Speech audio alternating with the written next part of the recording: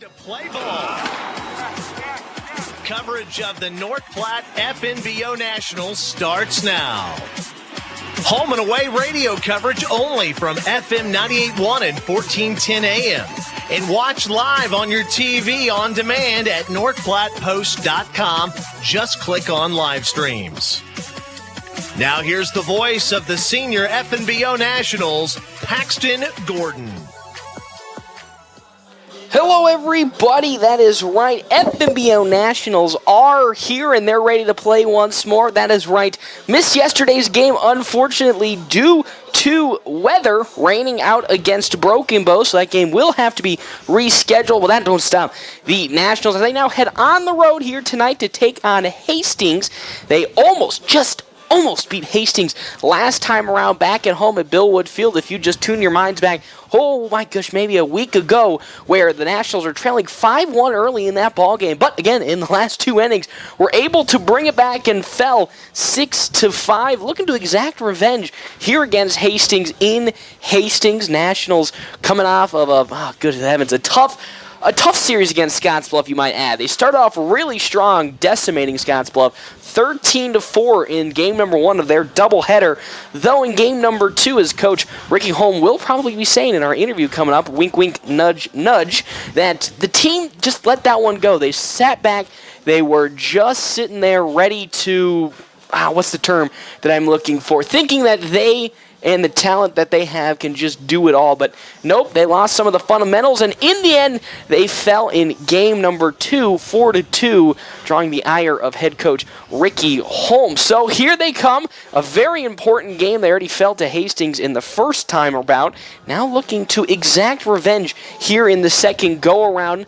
They got on the mound, going to be Ty Robinson, going to be starting here tonight for the FNBO Nationals, as Creighton Jacobitz will be starting on the side of Hastings for their starting pitching. And then after this game, then they go on the road, the Nationals do, to start their second tournament of the year, as they will go and take on they'll go to the Lincoln tournament that starts Friday, Saturday, and Sunday. The Friday games are 3 and 5:30. You can hear that, as always, FM 98.1, AM 1410, and live streaming on the North Platte Post. Go to the live stream section. It's on one of the drop-downs, the far left one. It's archive/live stream. That is where you will find the games. And then on the Saturday, 12:30 and then 2:30, if I remember correctly, will be the games on Saturday. Sunday will be determined based off of Saturday's play for when they will begin in the semifinals, if they make it there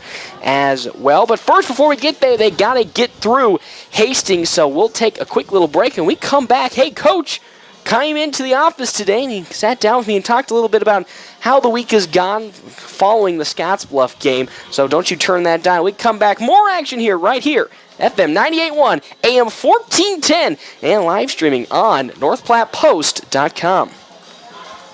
Special events, whether it be a wedding, concert, sporting event, convention, or anything else, the DNN Event Center can handle it all. The DNN Event Center is the biggest event center in North Platte. This building is perfectly suited for anything from small gatherings to major events. Rent just one small room or book the entire facility. The choices are endless at the DNN Event Center, your home for exciting events, special moments, and precious memories. Call today to make your reservation at 534-0255. Nora is a Runza insider. Yeah, little secret for you. You know Runza burgers? I do know them. You can get one with Swiss cheese. Right. And mushrooms. Okay. Just ask for the Swiss mushroom burger? How'd you know? It's right there on the menu. Come get your Swiss mushroom burger today. Because from the way we make it to the way it makes you feel, Runza makes it all better. Experience is something many can claim, but few can live up to. Larry's Glass has decades of experience, from small window jobs to large industrial businesses. Larry's has the right experience to get the work completed and looking incredible the first time. No more rookies looking at your window and trying to figure out if it's glass or if it's plastic. Larry's Glass has the knowledge, expertise, and experience to handle every type of glass situation. Others say they have it, only Larry's can claim it. Experience. Find it at Larry's Glass in North Platte. Hello, this is Paxton Gordon with North Platte Post Sports Network. I'm joined, as always, here on game day by head coach Ricky Holm. Coach, gosh darn it, we tried so hard to get it in yesterday. Unfortunately, Mother Nature had other plans for what feels like the 30th time already in this young season, raining out the game against Broken Bow. Tough. It's a tough thing, but hey, another day of rest. Get the guys ready because another big tournament coming up. But before we jump into that, Hastings today on the road, heading on down there, Coach. Tough loss against Scottsbluff last week, the second game specifically. How do you feel this week's and last week's practices really refocus this team? Yeah, definitely needed to come out with a little bit more focus after splitting with Scottsbluff last weekend. Stole 21 bases on them in the first game and scored 13 runs, and then to lose 4-2 was, kind of unacceptable. I think we had shown that throughout the year that any team that is put in front of us we can beat, but then also to any team that is put in front of us we can lose to, and part of that is just going to come with the youth of our team. So this last week, just been really pounding home the idea of, you got to come in locked in, doesn't matter who your opponent is, learning how to put teams away, but then also making sure that we have our thinking hats on and getting better. We really worked this week on, situational at-bats, pounding the zone, taking care of the baseball, just some kind of things that we've been having trouble with early on in the season here, and hopefully be able to nip it in the butt because we got a big one tonight. Yes, you do. Big one against Hastings. And it probably, again, that second game probably drove you absolutely insane because the way you just dominated Scottsbluff in game one, 21 stolen bases, it was just a field day out there. You got whatever you needed, and then just the silly mistakes that this team has shown plenty of times they can do just those routine plays. So again, just at this point, it's just can they follow through and get ready with it? And hey, it's a great day to start to show that because Hastings ain't that bad. You almost got the win last time they came out in a great comeback in the last couple of innings. How big do you think this game is in the totality of the season after kind of going through some of these games where you felt like, we just need to do something or put it all together? Yeah, no, it's definitely a big one. I told the guys last night after practice that we need to win this one to have any chance of getting the 1 seed in districts. If we lose this one, it's an uphill battle. Even if we win it, we probably will need some help later on in the year. But, don't want to put too much pressure on them and too much stress. I still want them playing loose and comfortable, but also at the same time, they do need to understand the gravity of the situation and knowing that if we do lose this one today, we would need a lot of help and probably unlikely help in order to get that 1 seed. And that's such a big advantage because that 1 seed gets a bye in the first round for district. So they know what's in front of us, and hopefully, after a week of practice and kind of reiterating to them, how important this game is, that they come out and play a good game. But, in the end, it's going to be a young team and kind of got to depend on, what team shows up. But I think, I've told them that I have, they know that I'm not the type of person that's going to blow smoke or tell them stuff that isn't true. And I 100% believe that we have the talent to be a state team, but then I also believe 100% that we could lose to any team. So I just wanted to reiterate this week that even though I've been hard on them, it's not because I don't believe in them. It's because of the talent that I see that we're wasting on a game by game basis. So just letting them know that obviously I believe in them, I believe in our talent, but also too, talent doesn't mean anything if you don't show up ready to go each day. When it rains, it pours, so it's important for you to get the coverage that meets your needs. I'm Farmers Agent Stephen Rhodes. I can help you understand your options so we can prepare for whatever the forecast brings. We know a thing or two because we've seen a thing or two. To learn more, call me, Farmers Agent Stephen Rhodes, at 308-534-9050. Find out how I can help you protect the things that matter most. We are farmers. Bum, ba-dum, bum, bum, bum, bum. Underwritten by Farmers Truck Fire Insurance Exchanges and Affiliates. Products not available in every state. Go where the herd goes with the fast, durable Kubota Sidekick, featuring a gas-powered engine that delivers a top speed of 40 miles per hour, best-in-class acceleration and handling with cargo, and the strength to haul what needs hauling. All backed by a 2-year, 1,000-hour warranty. Herd cattle, mend fences, and get every job done right with the Kubota Sidekick. Visit your local Kubota dealer today. Go to KubotaUSA.com for full disclaimer. See the full line of Kubota products at your North Platte Kubota on South Highway 83 or online at npkubota.com. At Mid-Plains Community College, we see it. Your drive to make a difference. Chart your own path. create your own future. Through our diverse health occupation programs, the career you're considering is waiting for you. You can provide comfort, save lives, be a hero in your community. Your path at MPCC is limitless. At Mid-Plains Community College, we see you. We are MPCC.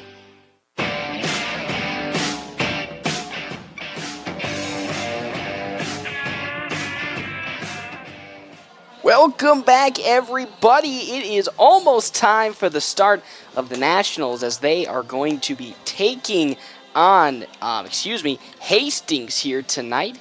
Hastings getting the upper hand against the Nationals in their last outing. That was a week ago where in that game the Nationals trailed 5-1 against Hastings. But late in the game, 5th, 6th inning, Nationals were able to get a big comeback thanks to Carson Johnson and his 2-run triple in the bottom of the 5th inning. Because of that, they were able to rally, but couldn't get the overall victory in the end as they fell to Hastings 6-5, looking to get the revenge here today against Hastings. It's gonna be a wild one, folks. This team, Nationals, have shown that they can beat anybody that they have on the docket. They can beat them. The problem is they just sometimes, I would say, lack the aggression, but kind of just take their foot off the gas in inopportune moments when they really shouldn't be able to do that. And unfortunately, because of that, there are times where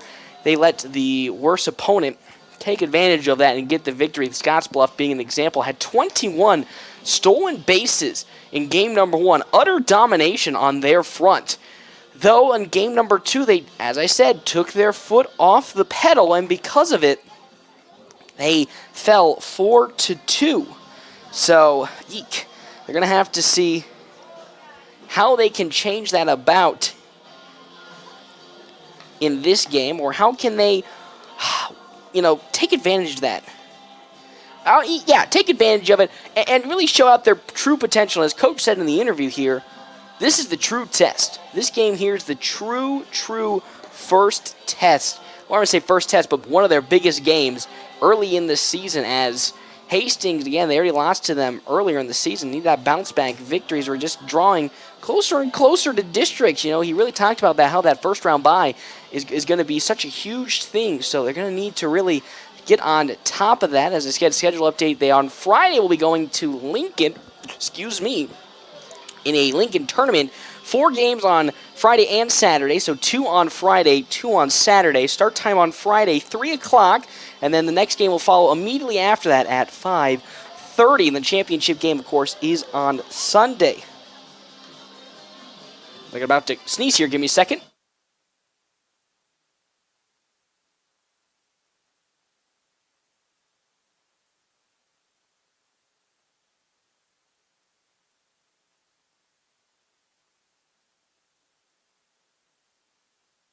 And I am back. Holy moly, that was a plethora of sneezes that I did not want to blow your ears up with. So yes, Nationals taking on Hastings. Let's go through maybe some, if not all, of the starting lineup. Starting on the side of the Nationals, Cole Wright in left field batting leadoff. Carson Johnson playing first. Blaze Zeiler playing second. Carter Kelly at third. Tristan Byer playing catcher.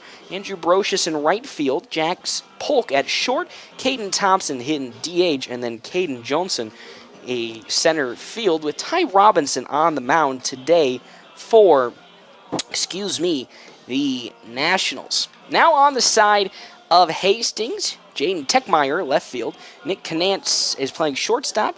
Luke Brooks at first base. Braden Rutt at DH. Dayton Espino playing center field. Tyson Labar, right field. Lucas Gabriel playing second. Caleb Sauer playing catcher. Elijah Johnson at third. And then Creighton Jacobitz is pitching.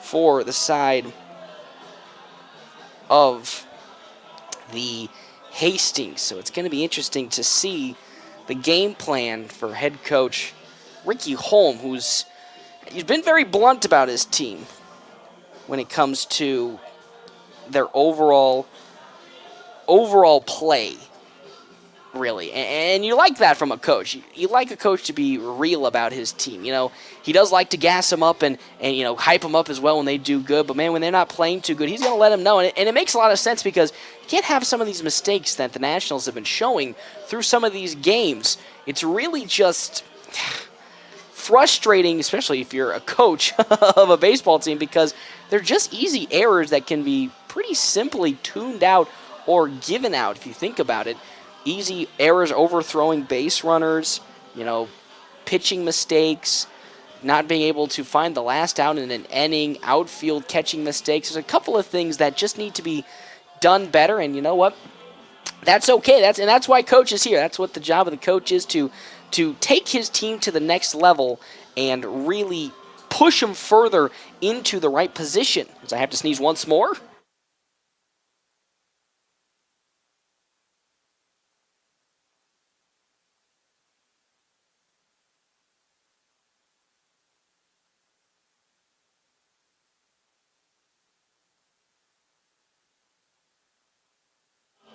My good heavens, I'm telling you, it is springtime. Well, it's summertime at this point, so allergy season in full effect as we're just getting batting warm-ups done on either side. Nationals come into today's contest 4-5 on the year. Go through kind of some of the games that they've had. Let's see here. They started off defeating Ogallala 7-6 in that great comeback game in the first game of the actual season.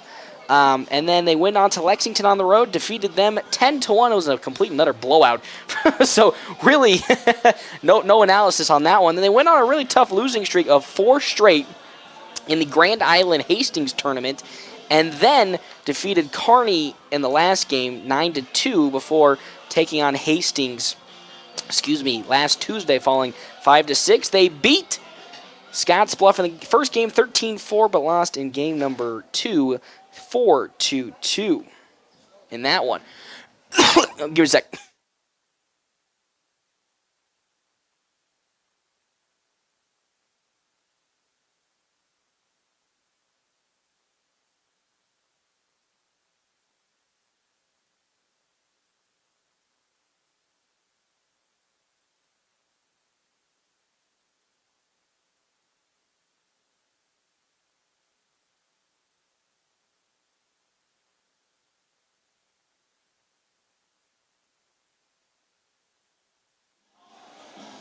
So, as we come into today's contest, it's really going to have to boil down to the execution on the side of the Nationals. And how are they going to be able to, what's the term that I want to use?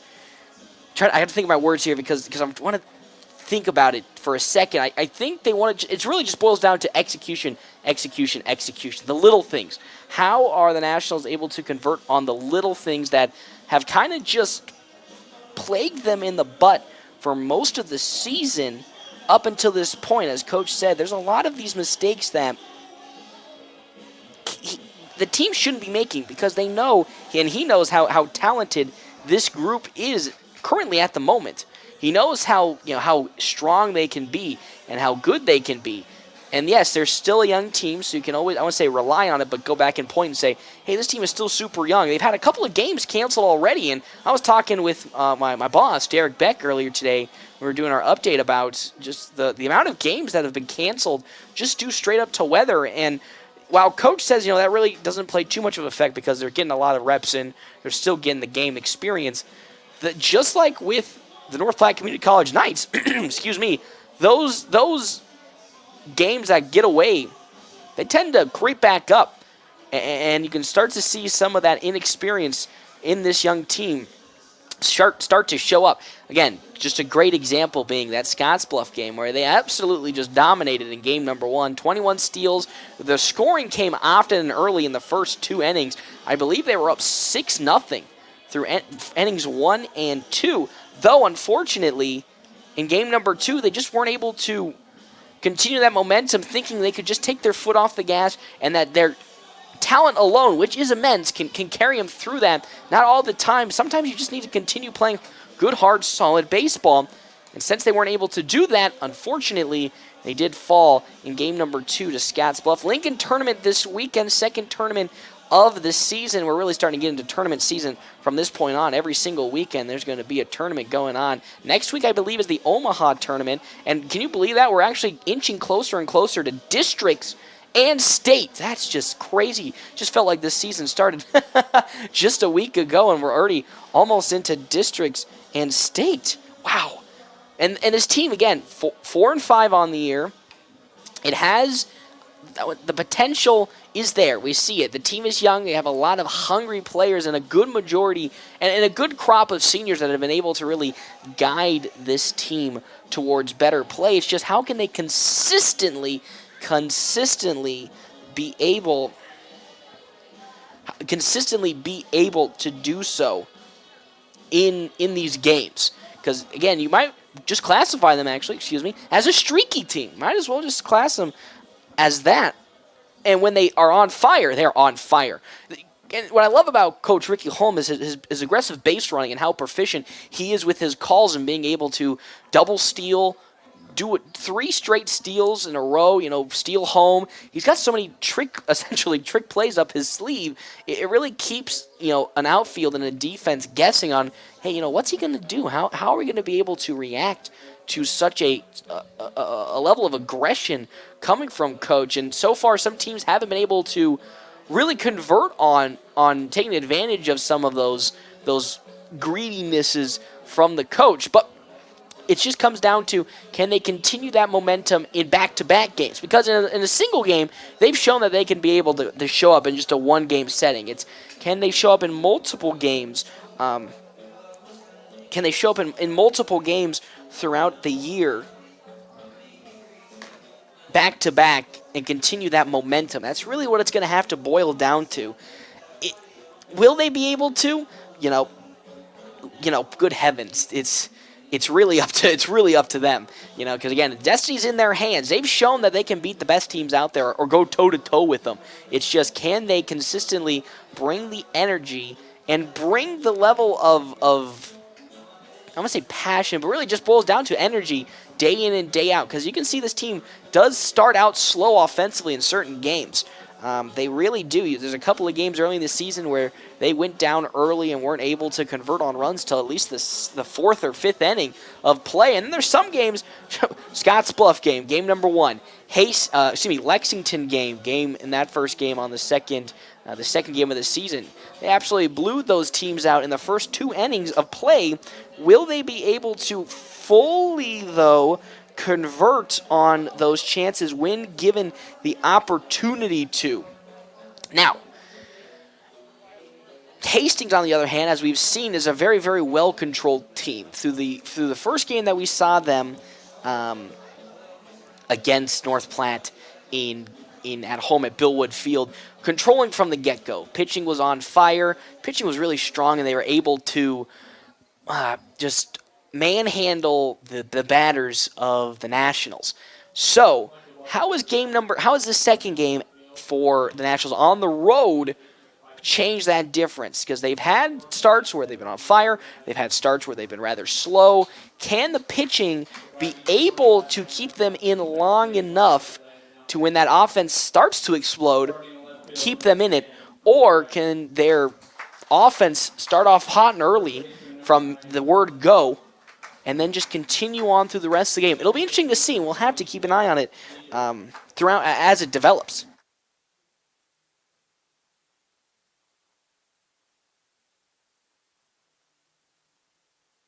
So again, let's kind of go through actually one more time the starting lineups, starting on the side of the FNBO Nationals. Cole Wright playing left field, Carson Johnson first, Blaze Zeiler playing second base, Carter Kelly at shortstop, Tristan Byer playing catcher, Andrew Brocious in right field, Jack Polk playing third, Caden Thompson hitting DH, and then Caden Johnson playing center field for the Nationals.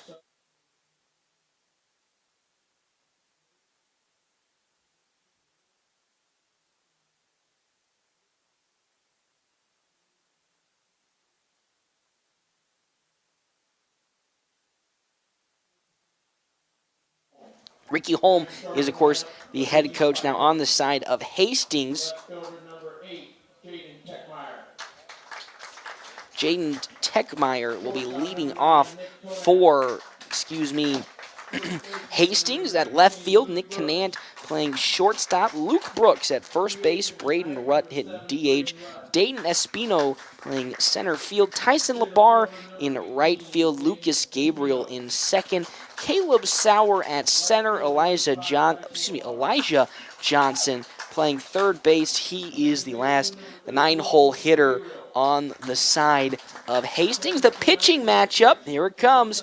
Creighton Jacobitz will be pitching on the side of Hastings, while on the side of the Nationals, it's going to be Ty Robinson. Robinson on the mound. Haven't seen him for a little bit. Again, the pitching has been shuffled around quite a bit, and new faces being brought up left, right, and center just because of, again, the injury to Easton Jones early in the season, tearing his ACL. Well, haven't got the confirmation that he tore his ACL, but really ravaged his knee early on, and he was, as coach said, he was one of the guys that the team was really excited about getting the opportunity to play some ball and really pitch for this team, as he showed in game number 1 against Ogallala, that this team, he, after giving up those 6 runs in the first inning, was able to bounce back quite nicely and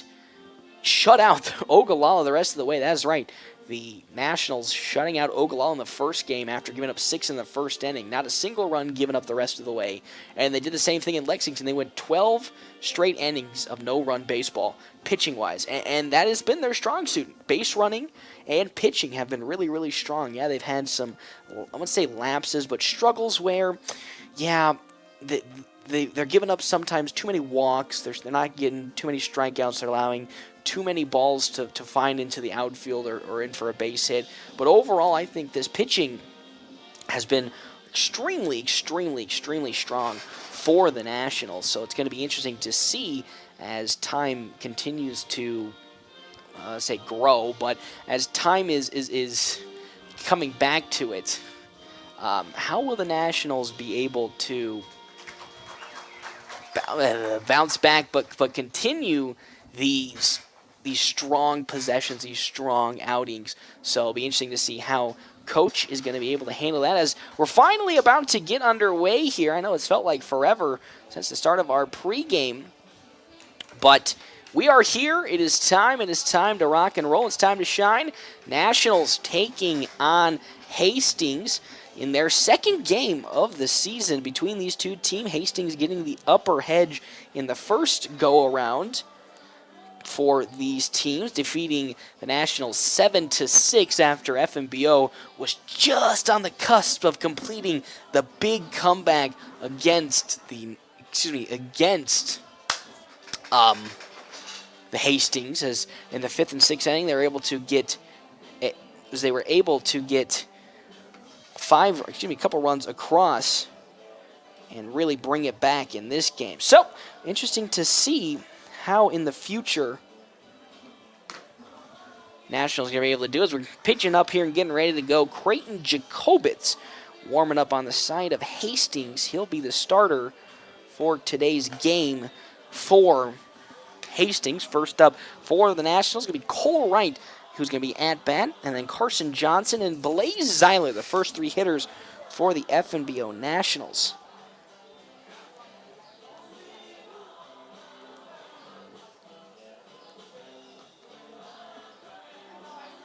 Now, following today's game, Nationals head on the road to Lincoln, Nebraska for the Lincoln tournament. Games on Friday, Saturday, and potentially Sunday.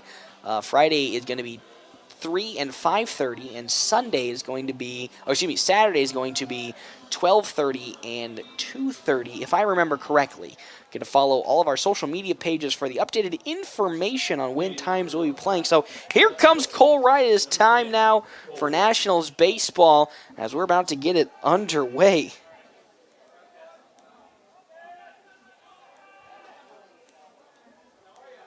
So here comes as we're getting set and ready to rock and roll. First pitch from Jacobitz is in for strike number 1 with the fastball. Here comes the next one in to right. Swing and a miss from Cole Wright for strike number 2. Already quickly in a 0-2 hole for Cole Wright here in the opening inning. Top of the first inning. It is you heard it right, a fortified group. Top of the first inning. Check out Kevin McGann at the fortified group at his new location, 621 South Dewey Street B. Suite B is a 1-2 count now to right, swing and a miss, and that'll do it for the first out of the inning. Down goes Cole Wright swinging. Also, thank you to our premier sponsors, North Platte Kubota, as well as the D&N Event Center. That's going to bring up Carson Johnson to the plate. Following Johnson, Blaze Zeiler and Carter Kelly. The first pitch in is outside for ball number 1. To Johnson. Johnson's really been strong this season for the Nationals. Of course, really memorable that triple, as that one's going to be gapped into left center field. That one's going to go for 2, it looks like. And there goes Johnson. He's running his way into second. It's going to be a close play at second. No good as Carson Johnson. A 1-out double into the gap in left center field, as he's able to start the Nationals yet again. The real spark plug for this team offensively has been Carson Johnson and his crazy ability to really produce extra bases when he comes up to bat, as that next pitch in from Jacobitz is down low for ball number 1. So 1 out, 1 on. That runner is at second, being Carson Johnson. Up is the bat is Blaze Zeiler, Carter Kelly next as well, and then Tristan Byer following that one. As I've been getting ready, it's going to be a nice, beautiful day. No wind, no clouds in the sky, no rain to really hinder the performance. The 1-0 swing, that's going to be a grounder on over to short to Canant. On to first, is going to get there in time, but that's going to do it for out number 2. But that advances the runner onto third base. Zeiler able to advance the batter, and now coming up, Carter Kelly. Kelly had the 1 home run earlier in the season against Lexington. Now he's just got a runner in scoring position at third base with 2 outs here. The first pitch is fouled back for strike number 1.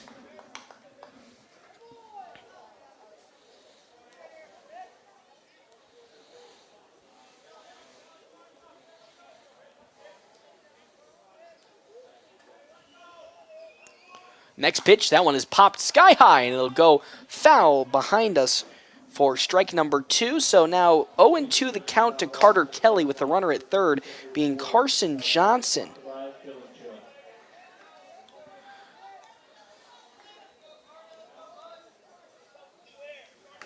So here comes now an 0-2 count to Kelly. The 0-2 swung, and that one is fouled down the third base side. It's still going to stay at 0-2. And the craziness of this whole situation, Ricky Holm does have the potential to steal home. The pitcher is throwing left, so he has trouble looking at third. Johnson has the speed, so it is possible. The 0-2 down in the dirt, almost gets away from Sowers, but it's in there. Ball number 1 to Carter Kelly. Following Kelly, Tristan Byer and then Andrew Barocious in the hole for the Nationals here on a beautiful Wednesday night. Here comes the 1-2. Swing, and that one is fouled off the tip from Kelly. Still 1-2. Swung way too early on that one. Got a little ahead of himself on the off speed, but was able to get some contact to at least keep it at 1-2 here in the fortified group, top of the first inning. Jacobitz with the 1-2. Swing and a miss. Down go the Nationals, striking out on swinging. That'll do it here for the top of the first inning. No runs on 1 hit. We now are going to head to the bottom of the first inning. Due up to bat is going to be then Hastings. Don't you turn that dial. More action right here, FM 98.1, AM 1410. The best service Today's windshields provide 70% of your protection in a rollover accident. With proper installation, it'll keep the roof from crashing in on. At All-Star Auto Glass, they'll replace your windows to exact standards using materials that will exceed federal safety standards. Book your appointment online at allstarautoglass.net or find them at 321 South Jeffers. Experience the All-Star difference. Service starts with the best people. Sure, there's lots of Class A driving jobs out there, but let me tell you about Creek Carrier. Great things are happening here, like we raised our truck speed. Oh, and we just raised pay in our North Platte fleet. The top 50% of drivers average over $2,000 per week. You get the respect you deserve and the support you need. If you're a driver looking for a new company, get a hold of us at creekcarrier.com. We're hiring diesel techs starting at $22 to $32 an hour, too. Creek Carrier, come help us move America. For more than 50 years, Valley Hope of Norton has built a legacy of providing effective, compassionate treatment for drug and alcohol addiction. We are passionate about helping loved ones and their families find recovery from drugs and alcohol. If you or someone you love needs help, don't wait. We are here to help you reclaim your life. Call anytime, 785-877-5101. That's 877-5101. Or visit our website at valleyhope.org for help. FMBO Nationals American Legion Baseball on 98.1 and 1410 AM. Presented by North Platte Kubota and the D&N Event Center. Welcome back here to the bottom of the first inning. Ty Robinson on the mound for the Nationals as he's ready to get rocking and a-rolling here tonight. His start, in a couple of games. So Robinson going to get the start tonight for the Nationals. Interesting to see what the dealio, or not the dealio, but what's going to go up with that one. It's Techmeyer going to come up to bat now for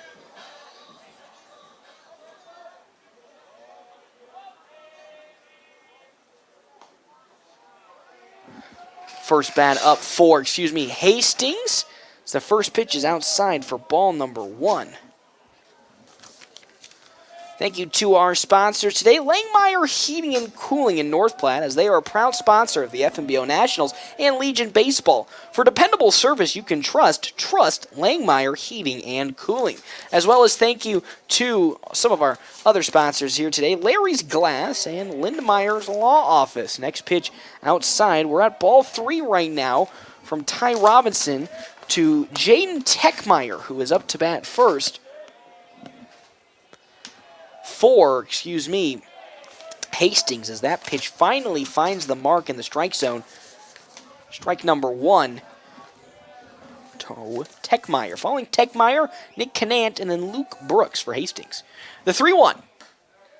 That is in there for strike number 2. A super late call from the home plate umpire, as that one was teetering on the edge. It's now a full count to Techmeyer. Robinson able to bounce back nicely. Here comes the full count, 3-2. Swung. That one's going over to Kelly at short. Gloves it on to first in time, and that'll get it for the first out of the inning. Good bounce back from Ty Robinson as he was able to battle back from a 3-0 deficit and record the first out of the inning. That's some really good momentum for him. Now with one down, that's going to bring up Nick Canant for, Hastings. Following Canant, Luke Brooks, and then Braden Runt. Not Runt. Here comes the first pitch from Robinson. Off-speed curve finds its way in for strike number 1. 0-1 now the count. Still bottom of the first inning, 0-0 is the score between these two teams. Robinson likes what he sees and now delivers the 0-1. That one driven. Deep center field, back goes Johnson. He's still running for it. It gets over his head, so that's going to be for extra bases here from Canaan. He was looking about going for 3, but the cutoff man, Carter Kelly, is able to get it. And just like with Johnson, that is a 1-out, double into center field. And with that, we now have a runner at second with 1 out here in the bottom of the first inning, as out comes Tristan Byer to talk with Robinson. That pitch was outside the zone. It was a fastball that Canant turned on and just was able to get some good hit, some good contact, and drive it past the outreach glove of Johnson. So now that's going to bring up Luke Brooks. Brooks pitched last time out for, Hastings in their game against the Nationals last Tuesday if I remember. So he's here now just hitting in this game. Runner at second being Nick Canant for Hastings as Robinson glances at second and now delivers the first pitch of the at-bat. I say that, and he's going to try to pitch out to second, went away from it, and now looking to do the first pitch.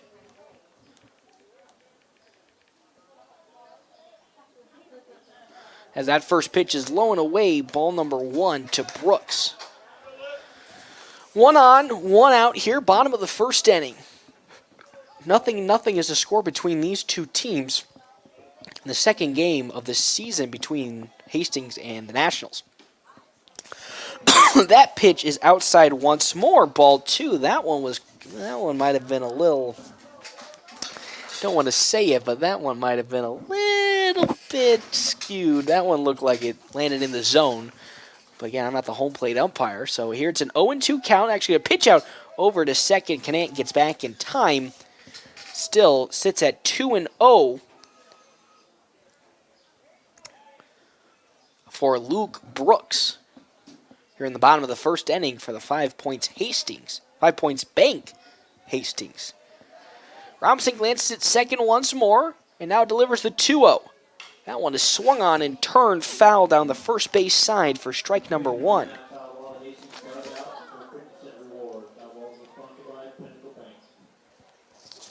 Thank you again to some of our sponsors, Premier Toyota, Mike's Motorcycle and TV Repair, as well as Stephen Rhodes with Farmers Insurance. Robinson again glances over at second. Long glance, and here comes the 2-1. That is an off-speed that is way outside the zip code of Nebraska for ball number 3. 3 balls and 1 strike in to Luke Brooks. Following Brooks, again, Braden Rutt, and then Dayton Espino for Hastings. Robinson again glances over at second. He's ready then for the 3-1 pitch. That one's down in the dirt, ball 4. He's going to walk Brooks now, and so 2 on with 1 out here in the bottom of the first inning. That's going to bring up Braden Rutt.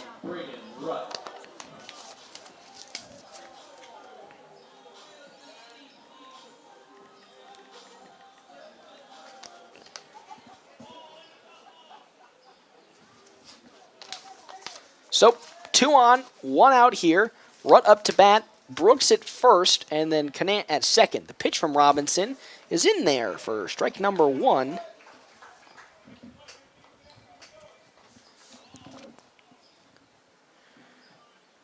Nothing the score. Each team has 1 hit apiece here in the early portions of this ball game in the first inning. Robinson glances at second again, now delivers the 0-1.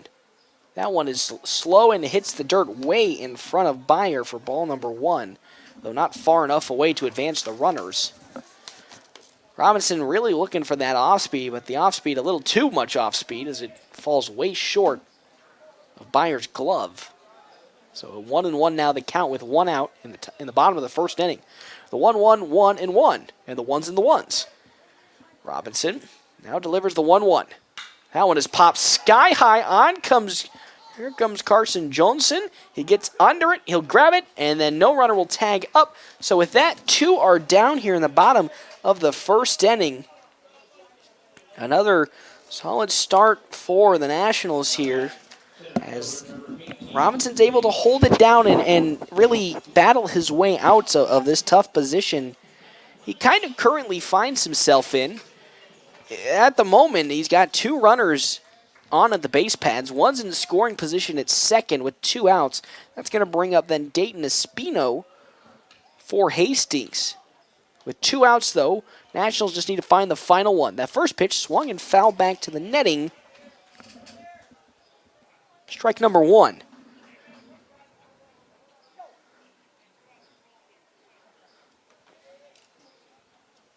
As now, following Espino, Tyson Labar, and Lucas Gabriel for Hastings. Robinson glances at second. Now back at the plate and back at second. The 0-1. And that one, outside.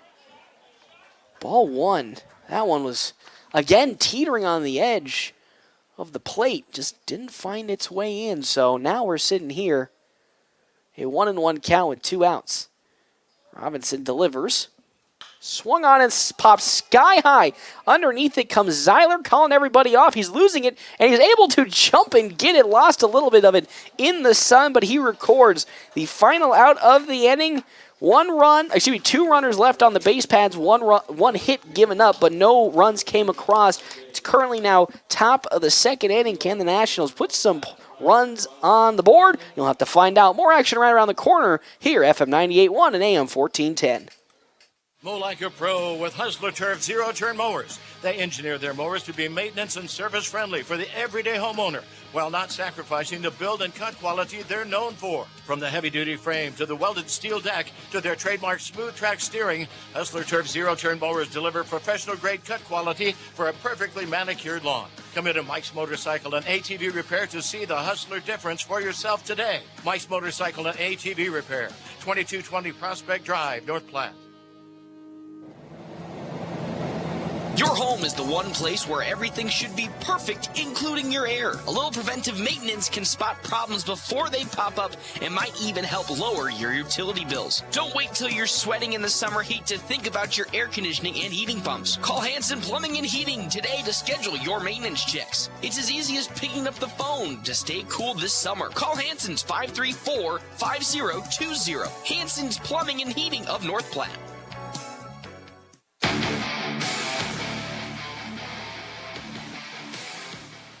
Welcome back. Here it is, the Fortified Group top of the second inning. Check out Kevin McGann at the Fortified Group at his new location, 621 South Dewey. Suite B is where it's currently situated. Again, on the mound, Cameron Jacobitz for his second inning of work.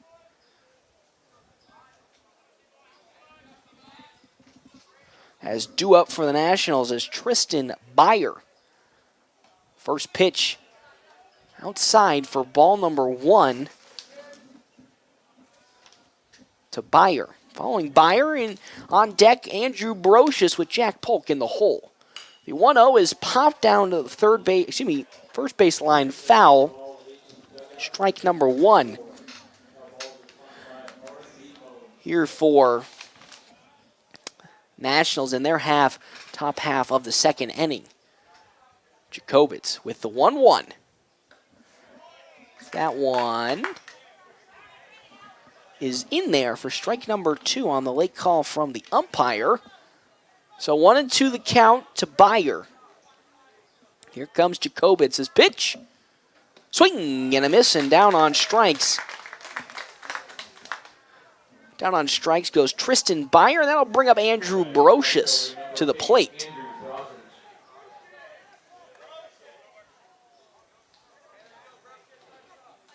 Following Brocious, again, Jack Polk, and then Caden Thompson. Starting out here as the DH tonight. Comes the first pitch. Check swing from Brocious, but it's outside for ball number 1. Thank you again to our premier sponsors, the D&N Event Center, as well as North Platte Kubota. The 1-0 is swing and a miss from Brocious.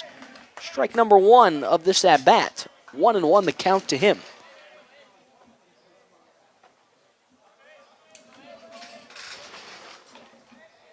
Here comes the 1-1. That one is a slow curveball that's going to walk its way in for strike number 2.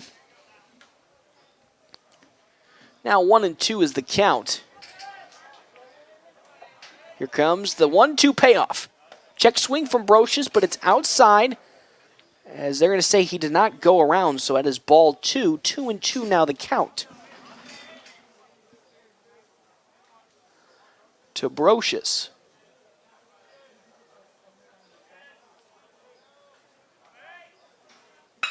That one is going to be a slow roller that'll get into the outfield. Brocious with the 1-out single. right up the center field. And now we have a runner on. That's the second hit of the game for the Nationals. To bring up then Jack Polk to the plate with Brocious at first base. Brocious does have some speed, so you'll have to watch out for the steal attempt coming in. Though with the pitcher throwing left-handed, it's much tougher to really creep up on him as pitch out to first. Not in time. Back goes Brocious, safe and sound. Jack Polk up to bat. Polk, in his last game out against Scottsbluff, was pitching, had a pitch limit on, and was able to go through that pitch limit with ease, not letting a single run come across. First pitch from Jacobitz is down in the dirt for ball number 1 to Polk. Here comes the 1-0. That one's in for strike number 1. 1-1 now the count to him. Runner at first being Andrew Brocious, following Polk, Caden Thompson, and then Caden Johnson. And the pitch back on over to first once more. Not in time. 1-1 still the count.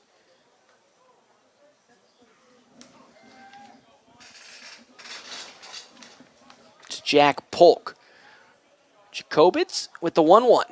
Off speed, curve once more. That one's outside. Ball number 2. 2 balls and 1 strike to Jack Polk. Again, Brocious does have some speed, but when a pitcher pitches left, they have a clear look at first base, as that's a swing and a miss from Polk. That is strike number 2.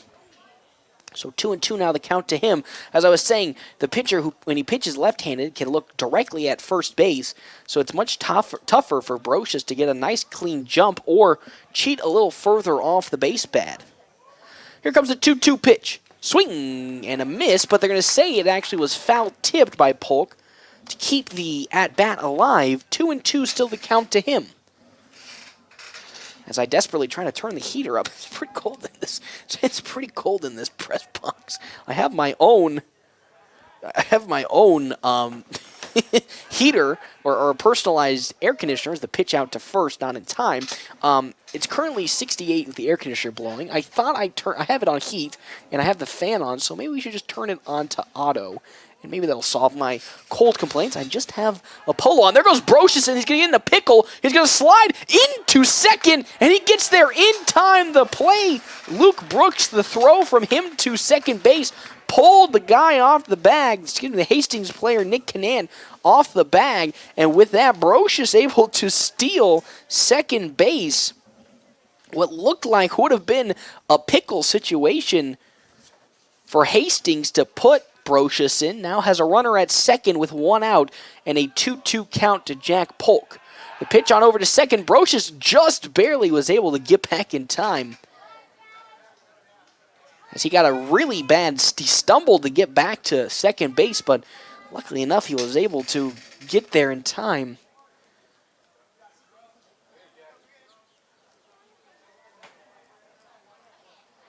And now because of that, still 2-2 count. That 2-2 is popped up, foul behind us. Jack Polk is really, really working his magic here in this ball game. Excuse me, in this at-bat.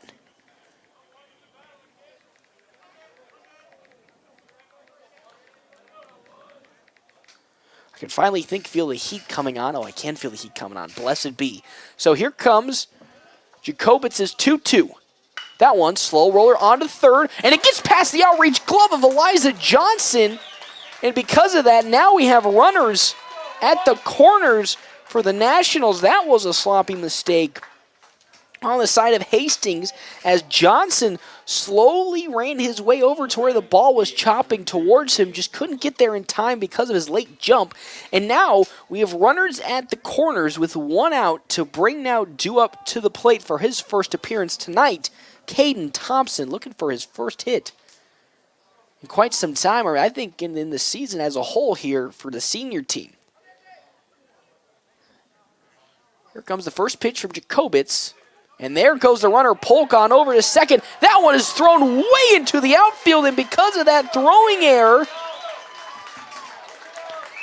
Andrew Brocious is able to steal home pretty easily on the passed ball, as with that, Polk was easily able to steal second. Again, the double steal coming in on the Nationals and head coach Ricky Holm. And because of that, they now take a 1-0 lead, with the runner at second now being Jack Polk. Jacobitz delivers the 1-0. As that one's in there. Strike number 1, 1-1 the count now. To Caden Thompson with one out here. Fortified Group top of the second inning. It's a 1-0 lead for the Nationals as that pitch is in for strike number 2. 1-2 the count. Thompson, probably one of the youngest players on the team, seeing some more action again with the injury to Easton Jones. As actually, time is being called as Luke Brooks is waltzing his way over to Jacobitz to talk with him about something. And now we're bringing the whole infield in. And out they go once more. Just want to have a little discussion with this count being 1-2 with one out. Jack Polk at second base.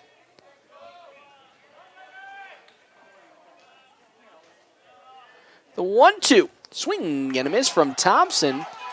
We're going to say that one actually is a foul ball from Caden Thompson, so it's still going to stay at 1-2. Thank you to our premier sponsor, North Platte Kubota, as well as the DNN Event Center. Also want to thank Hanson Plumbing and Heating. It's one of our sponsors for today's FMBO Nationals game. Now here then comes, the 1-2, the pitch back over to second, not in time as Polk is able to get back, with no energy really needed to be expended.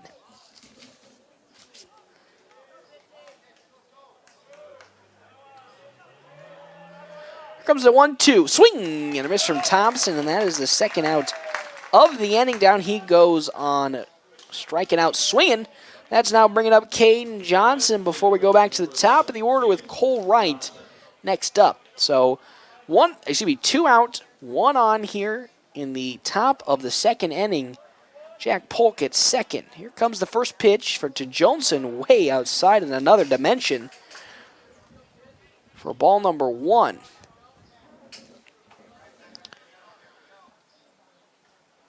Jacobitz likes what he sees from Sauer down low and now will deliver the 1-0. Swung and foul back to the netting. That is strike number 1. 1 ball and 1 strike. 1 runs on 3 hits for the Nationals here. No runs on 1 hit, 1 error on the side of Hastings here on a beautiful Wednesday night. Or evening into night, excuse me. The 1-1. Runner's going to go, and unfortunately Sauer's not able to pick the ball up as it was really low in the dirt. So with that, Polk is really easily able to steal third base. And once again, Ricky Holm with the base running aggression pays off. So now the runner is at third base with a favorable 2-1 count, though with 2 outs for the Nationals. Here comes that 2-1. Swung and foul back behind the stadium for strike number 2. 2-2 the count to Johnson. Caden Johnson up to bat, then Cole Wright on deck with Carson Johnson in the hole. Jacobitz with the 2-2. That's a swing and a miss. That's going to end the inning with that. 1 run did come across on 2 hits, so the Nationals now lead 1-0. We'll step aside and we come back. We'll give you the bottom half of the second inning right here, FM 98.1 AM 1410. Larry's Glass would like to thank all of their valuable customers over the years for voting them #1 in glass replacement. Larry's Glass is a full-service glass company from car windows and storefronts to custom-cut glass, mirrors, and more. If you need glass, Larry's Glass has you covered. They take pride in their work with professional installation and satisfaction guaranteed. Thank you for your patronage over the years and for voting them #1 in glass replacement. Larry's Glass on the corner of 5th and Vine, where they do glass and so much more. How would you like to get a warranty on a used car, truck, or SUV? When you purchase a qualified pre-owned vehicle at Premier Toyota in North Platte, it comes with a 6-month or 6,000-mile powertrain limited warranty. 6 months or 6,000 miles, whichever comes first. That is totally awesome when you are buying a pre-owned vehicle. Stop out and talk to the friendly staff at Premier Toyota, just south of I-80 today. Take a test drive and get a warranty on qualified pre-owned vehicles. Let's go places.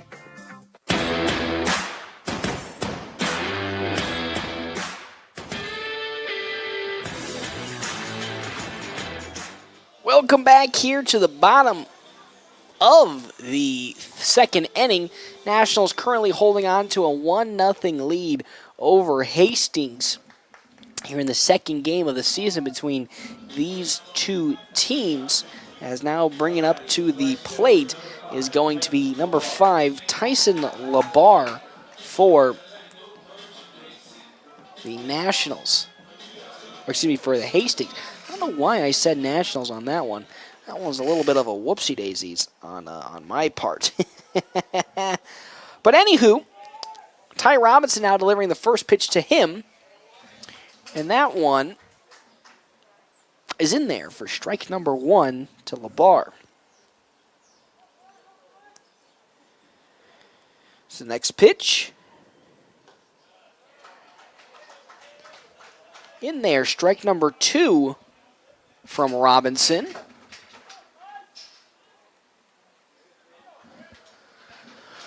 Robinson likes what he sees inside from Byer, and here comes the payoff 0-2.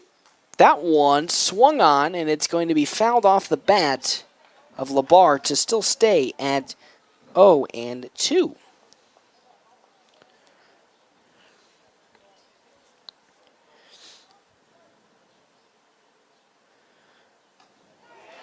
As that one is down on strikes goes Labar. And with that, the first out of the inning for Hastings, trailing 1-0.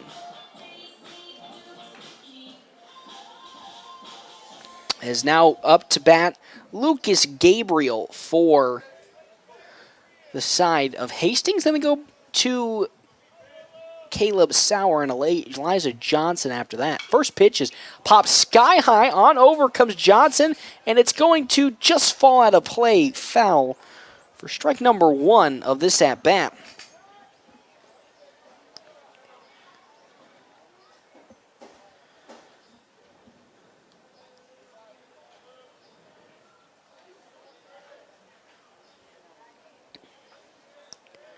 So we're getting ready here for the next pitch to come in.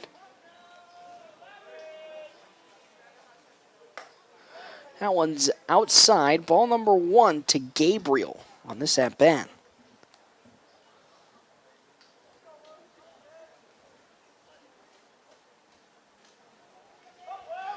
As here comes the 1-1.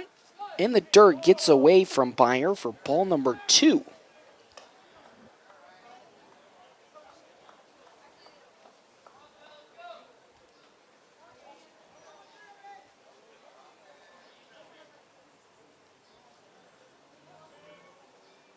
That next pitch is outside, ball number 3.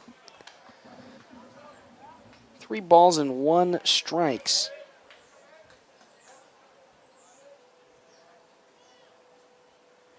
Here comes the 3-1 pitch. That one's in the dirt, and that's going to walk Lucas Gabriel on over to first base with 1 out here. In the bottom of the second inning, Nationals still holding on to a very slim 1-0 lead. 1 run on 3 hits.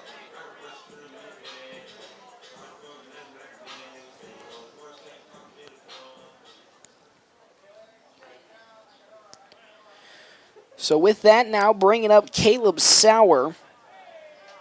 The runner at first being the speedster, Lucas Gabriel. The first pitch gets away from Byer, and because of that, runner's going to advance on over to second pretty easily on the wild pitch.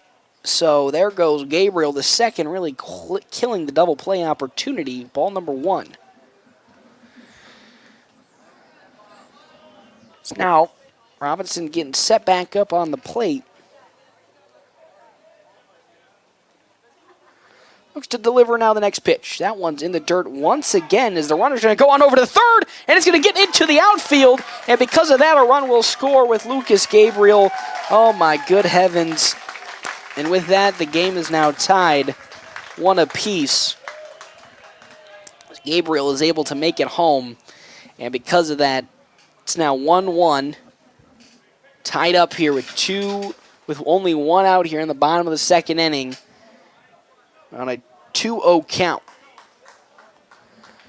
Fortunately, yet again, a couple of some misplays and errors on the side of the Nationals, allowing a run to get home. It's now tied up here. 1 run on 3 hits and 1 error for the Nationals. 1 run on 1 hit and 1 error for Hastings as that off-speed finds the mark to Sauer. 2-1 now, the count to him with nobody on and only 1 out here in the bottom of the second inning. Here comes now that 2-1. Check swing, but it's going to be down for ball number 3. 3 balls and 1 strike.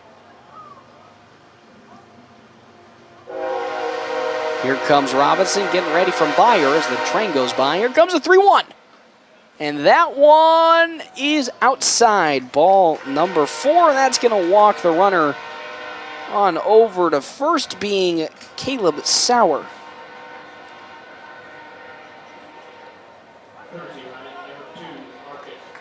So that now brings up Elijah Johnson. As Marcus Miller going to take over for Sauer as a pitch runner.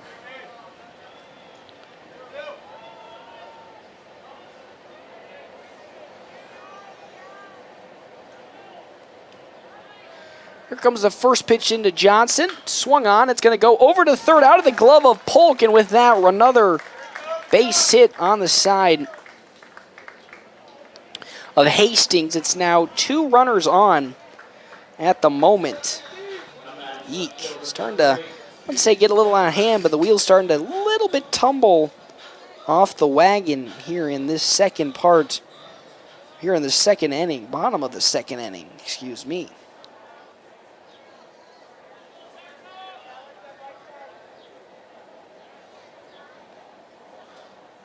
That pitch is skied straight up.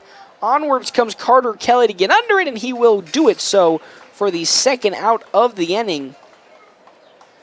So with that, going to bring up to the plate Nick Canant for another try.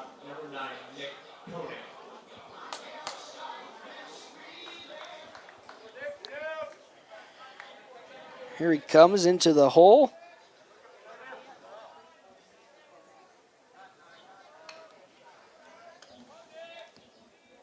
And the pitch, that one's a slow roller that's going to get into the outfield for a base hit. That's going to probably bring 1 run home, and it does so. So now it's a 2-1 lead for Hastings with runners at first and second for them.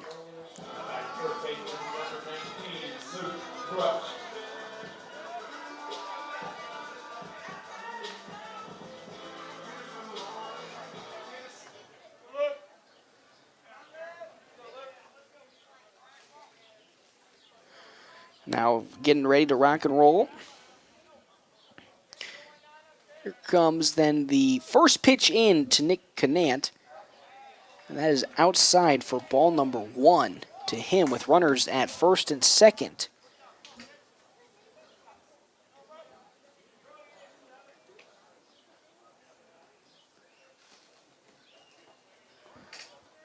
As now, here comes the pitch play over to second as Johnson's able to get back in time to stay safe.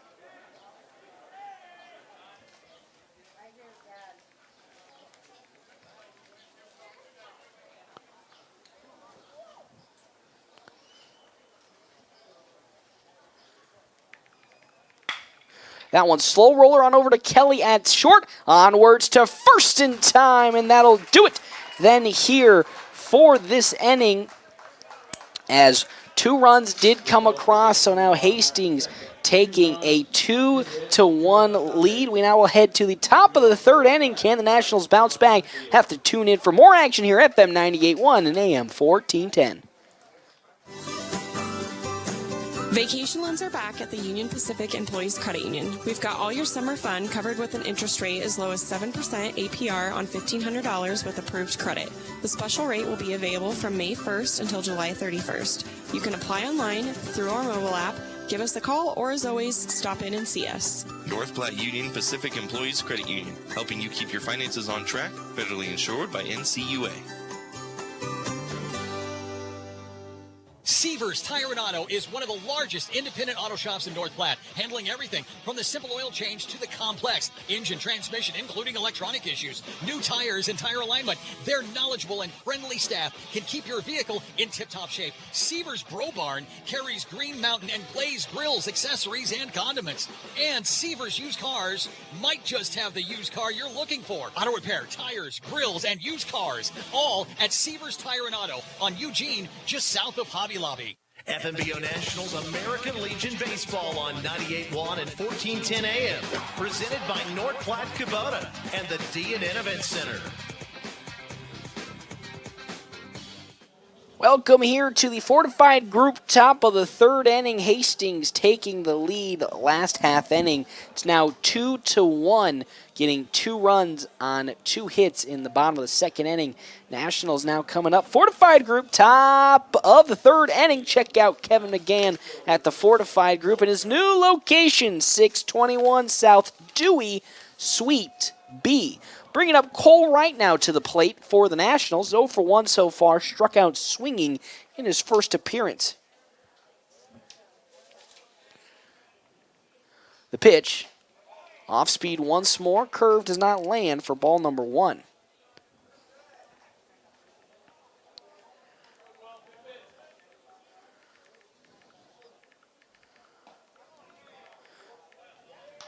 The next pitch is in for strike number 1 to Wright from Jacobitz. Here comes then the 1-1 pitch. That one's outside. Ball number 2. 2 balls and 1 strike into Jacobitz. Likes what he sees from Sauer. Here comes his 2-1. That one's down low again. Ball 3. Trending towards walking the first batter, who is Cole Wright. Following Wright, Carson Johnson, and then Blaze Zeiler. Here comes the 3-1. Check swing, but that is, actually in for strike number 2. It's now worked full.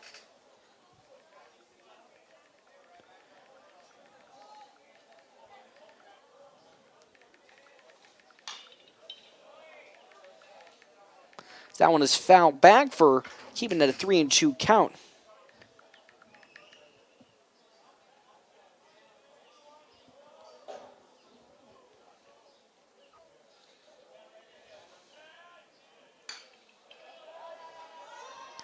As that one is skied again behind the stadium, still staying at 3-2.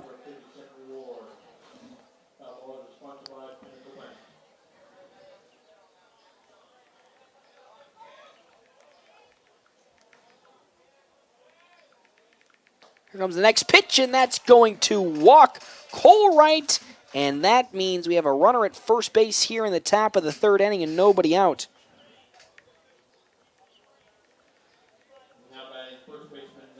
So that brings out Carson Johnson, 1 for 1 with a double last inning, in the first inning. Was the only hit in the first inning for the Nationals. Now has a runner at first, being Cole Wright. The pitch, off speed outside for ball number 1. The runner at first being Wright here in a fortified group. Top of the third inning, following Johnson, Blaze Zeiler, and Carter Kelly. Next pitch once more, outside ball 2. To Wright,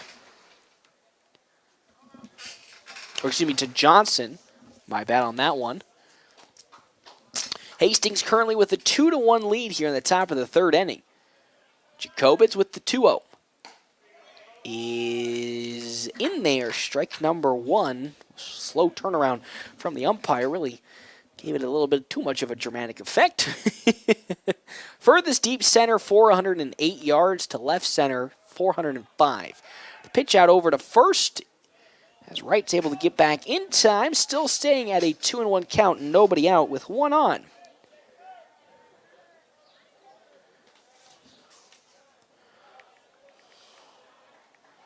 pitch. Runner goes Cole Wright, swing and a miss from Johnson. He's going to slide into second.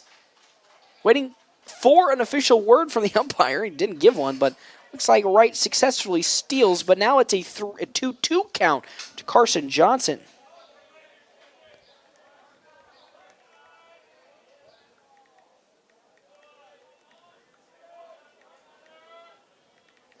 Next pitch is down low and away.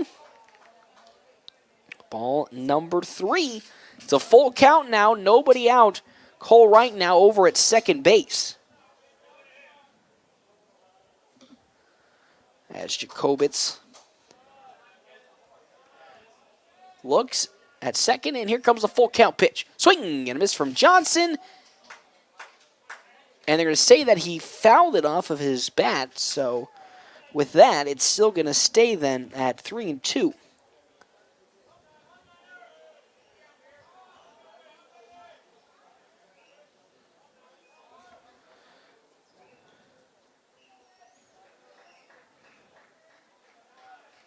Now, Jacobitz glances over at second. The pitch play over to second once more, not in time.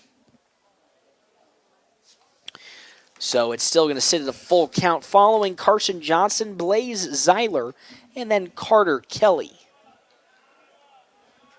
Jacobitz, the full count pitch. Swung, it's a slow roller that's going to slowly eke its way to Gabriel's glove and not get there in time. What a play. That was a really nasty slow roller on the side of Carson Johnson that nobody in the infield could get to. And with that, runners are on the corners now with nobody out. Nationals once again threatening to score and tie it up as Blaze Zeiler heads to the plate. Zeiler so far 0 for 1 on a ground out victim. Now has a chance to at least bring one run home if he can sky it out to the outfield or get a single. Nationals trail 2-1. Jacobitz delivers the first pitch. Runner goes, swing and a miss from Zeiler, and that is a fast-moving Carson Johnson as he easily makes his way into second base. So with that, we now have the game-leading run at second with Johnson. So Zeiler, who's already down 0-1, has the potential to bring 2 home with this at-bat and nobody out. Here comes the 0-1. That one is low and inside. Ball number 1 to Zeiler. 1-1 the count. 1 run on 4 hits and 1 error for the FMBO Nationals. 2 runs on 3 hits and 1 error for Hastings. Here in a fortified group, top of the 3rd inning. Jacobitz looking to deliver a bunt attempt from Zeiler. It's not going to be successful. Actually, it is successful. I spoke too soon as it looked like it was going to go into the third baseman's glove. Johnson, he's threw it home at the plate, but it was too high. So catcher Caleb Sauer could not tag out. Tag out Cole Wright at the plate. So with the bunt, Wright's able to make it home safely. Johnson over to the third, as now we're going to have a little bit of a timeout and a talk session with head coach of Hastings to calm down his pitcher, Creighton Jacobitz, with runners at the corners, nobody out, and a 2-2 ball game. And that's like the biggest fear for any coach. Nobody out and 2 on, and we have a runner at first base. Yikes. Could spell some potential issues if they're not careful.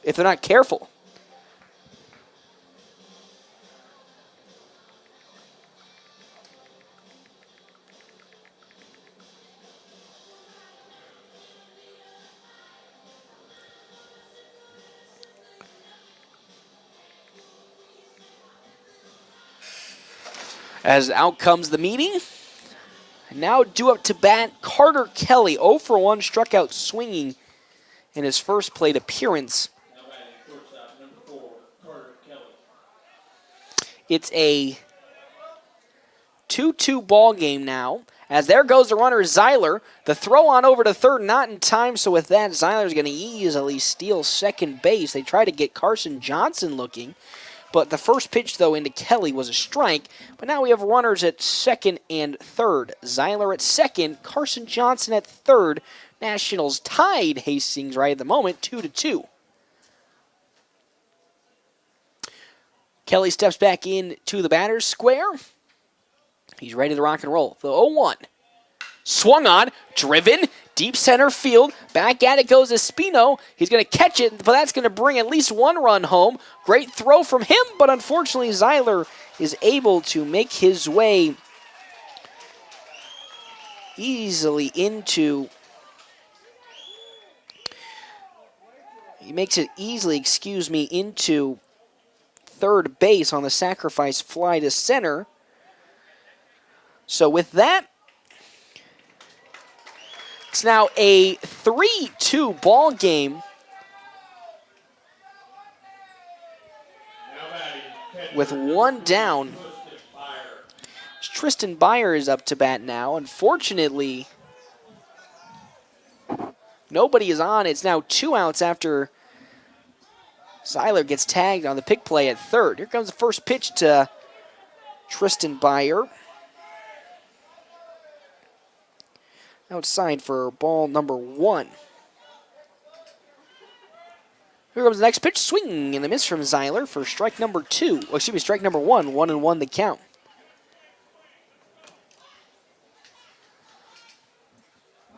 Now the 1-1 from Jacobitz. Swing and a miss from Byer once again. It's now 1-2 the count here in the top of the third inning. Thank you to our premier sponsors, North Platte Kubota, as well as the DNN Event Center. Here comes the 1-2. Outside and high. Ball number 2. 2-2 the count then now to Tristan Byers. I once again got to turn the flippin' heat up before I freeze like an icicle. Here comes the payoff. 2-2. Swing. That one's driven to right field, but it's going to be easily picked up by LeBar, and that'll do it here for the top of the third inning. But with that, though, Nationals take a 3-2 lead on 2 hits. 3-2 is where they sit. More action around the corner. Don't you turn that dial here, FM 98.1. Are you thinking of buying or selling your dream home? The weather is getting nicer, so why not contact the #1 voted real estate company, Gateway Realty, for your real estate needs. Contact any of the marketing professionals at Gateway Realty today, and they'll walk you through listing your home and assist in the search for the next chapter of your home buying experience. Call Gateway 532-1810 to speak to the agent of your choice for details, or online at gatewayrealtynp.com. Gateway, what a great way to buy or sell your home. Wake up to breakfast at your North Platte Arby's with a hot, delicious breakfast combo for only $4.99. Just $4.99? What a deal! Made fresh just for you. For lunch or dinner for a limited time, Arby's has their new French dip sandwich with a third more beef served with hot au jus. Just 2 for $6. Treat a friend or enjoy both yourself. For a limited time only, Arby's French dip sandwich, 2 for $6. Add hot curly fries and a cold soft drink for a complete meal. Arby's in North Platte.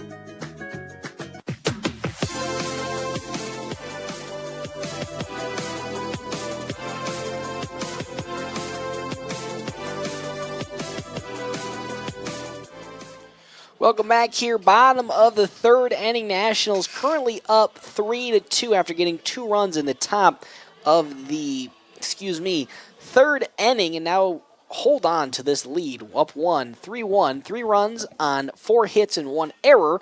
2 runs on 3 hits, 1 error on the side of Hastings. As now up to bat comes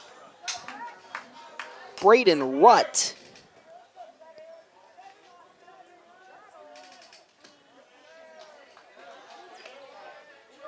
So first pitch into Rutt is in there for strike number 1. The bottom of the third inning.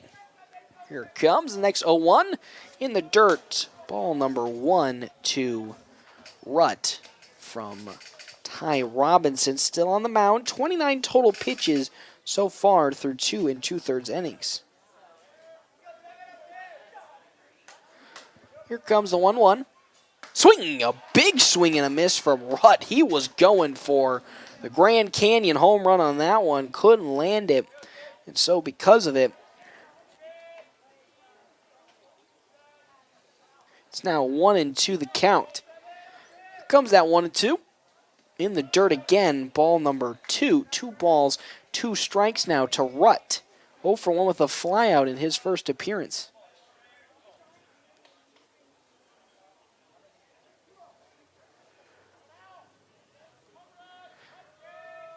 Now, Robinson shakes off the sign and will look to deliver then the 2-2. Swing, popped up to center field, back at it goes Johnson. He gets under it, and he'll get there to record the first out of the inning.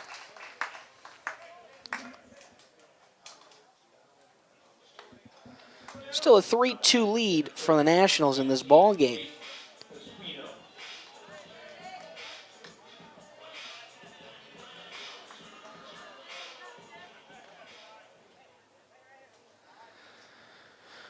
As Robinson likes a sign, and here comes Dayton Espino up to bat as that pitch is outside for ball number 1 to him.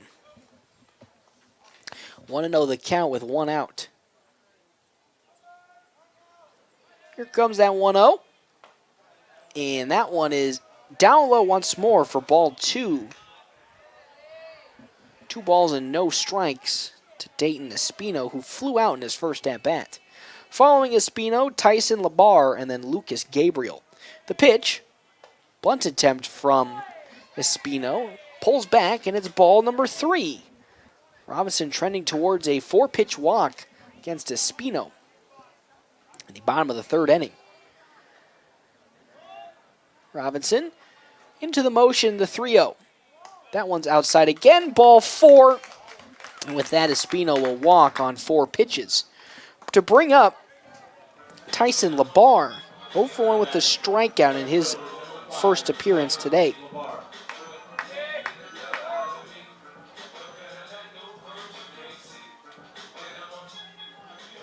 So, Labar coming up 0 for 1, struck out looking in his first appearance of the evening.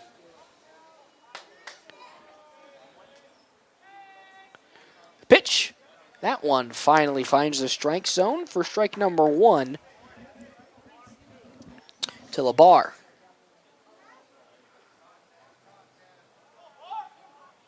With Espino at first, Labar, then Lucas Gabriel and Caleb Sauer due up. Here comes the 0-1. That one outside, ball number 1 of this at-bat to Labar. Thank you to our premier sponsors, North Platte Kubota, as well as the DNN Event Center, also Larry's Glass, Lindemeyer's Law Office, and Premier Toyota.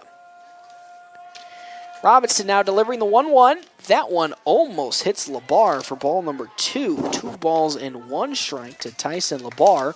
Runner at first being Dayton Espino.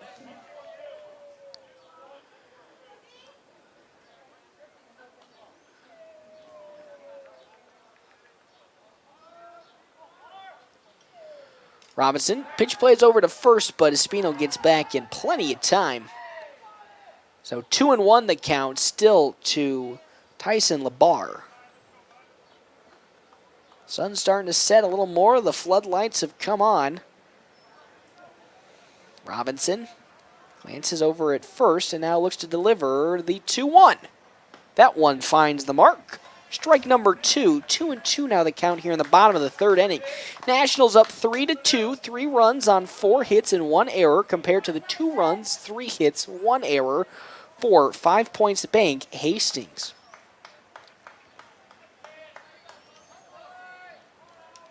Here comes Robinson looking, and he will deliver then the 2-2. Swing, fouled down the first base line, and still going to stay at a 2-2 count. No warming up in either side of the dugout. Robinson up to 41 pitches, 20 strikes, and 21 balls.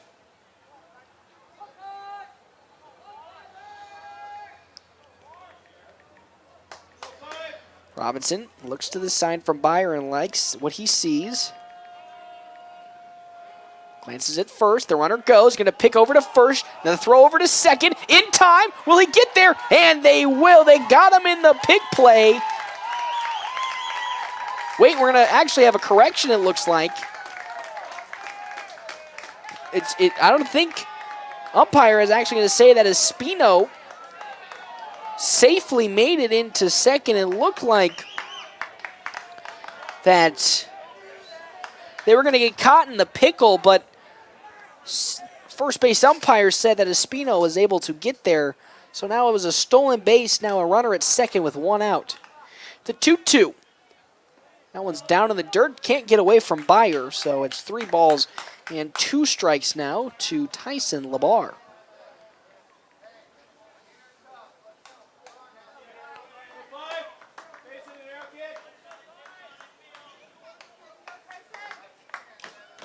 Three and 2 the count with one out. Espino over at second. Robinson's able to glance over. And now the 3-2.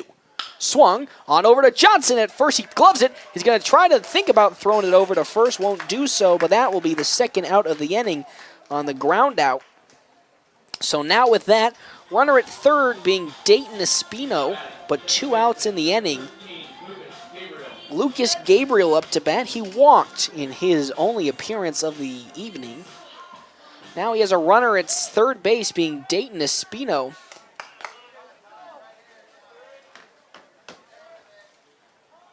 3-2 lead is where the FNBO Nationals sit up top. First pitch from Robinson, swing and a miss from Lucas Gabriel for strike number 1.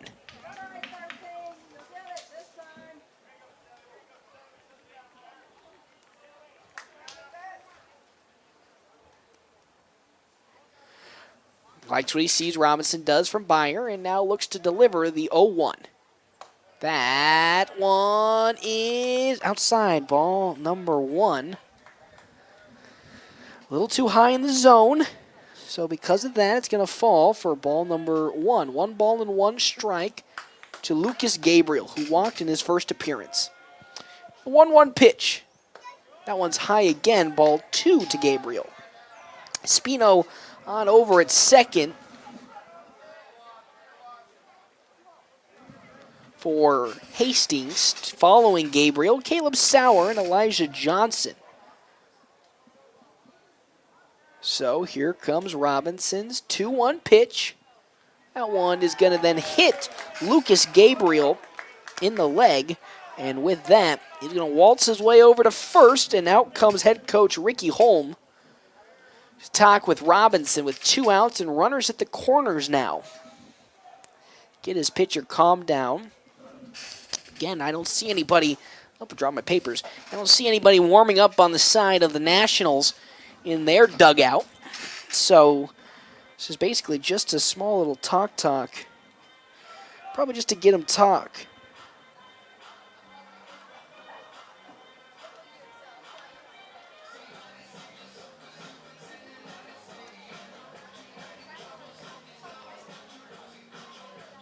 Nationals still holding on to a 1-run lead, 3-2.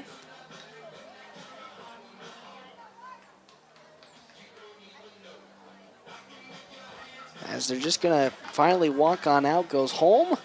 Just getting his pitcher Robinson calmed down. Big at-bat coming up here.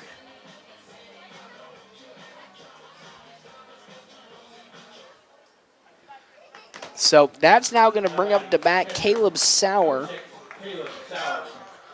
Walked in his first plate appearance. Now he has runners at the corners, though 2 outs in the bottom of the 3rd inning. Robinson gets set and delivers. Runner's going to go on over easily into second as the first pitch is outside for ball number 1.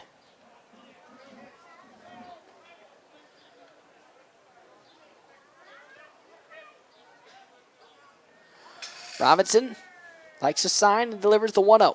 Swing on. That one is going to get into the glove of Carter Kelly, and it bounces out. A run will come home. So now the game is tied following the error. What would have been just a routine play turned into an error after Carter Kelly had it bounce out of his glove. And with that, it's now 3-3 with 2 outs here in the bottom of the 3rd inning. Third baseman, number 10, Elijah Johnson.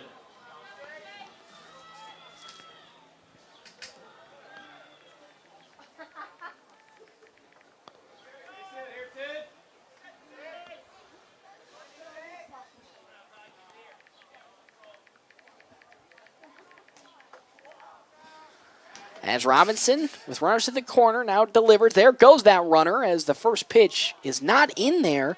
Ball number 1 to Elijah Johnson as well. Holy macaroni, that heater is really kicking on now. Making me a little now heating up too much. So now runners at second and third. The pitch swung on, and that one's popped up. Running back goes Andrew Brocious. He gets under it, and that'll do it for the final out of the inning. Though one run did come across, one run on, I believe, if I remember correctly, one hit. So with that, it's tied 3-3. We'll take a break. We come back. More action just right here around the corner. FM 98.1 AM 1410 and live streaming on NorthPlattePost.com. Jason is a big fan of Runza's Spicy Jack Burger. With jalapenos. Why are you saying jalapenos like that? I pronounce it like it is. Fast and spicy. Jalapeno. Well, it also has pepper jack cheese, bacon, and ranch. Not just ranch. Oh, come on. Jalapeno ranch. So spicy. Stop into Runza today and try the Spicy Jack Burger. Because from the way we make it to the way it makes you feel, Runza makes it all better. Get a great deal on Kubota M-Series utility tractors. Our powerful, versatile lineup is built to do it all. So whether you need to mow, rake, stack, lift, or pull, get it done right with Kubota M-Series utility tractors. Right now, get Kubota M-Series utility tractors for 0 down and 0% APR for 60 months, plus save up to $3,000. Now through June 30th. See us or go to KubotaUSA.com for full disclaimer. See the full line of Kubota products at your North Platte Kubota on South Highway 83 or online at npkubota.com.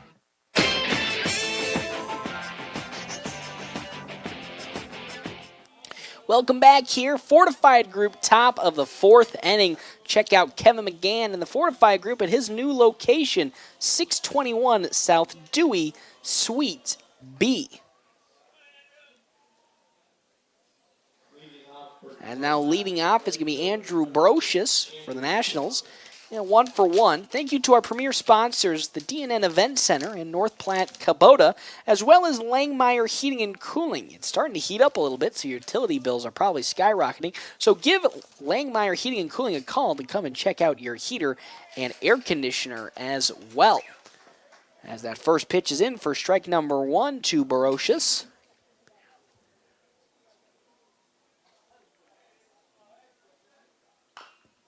Slow roller. It's going to stay foul as that one will go down that third baseline foul. So that's 2 outs now in the inning.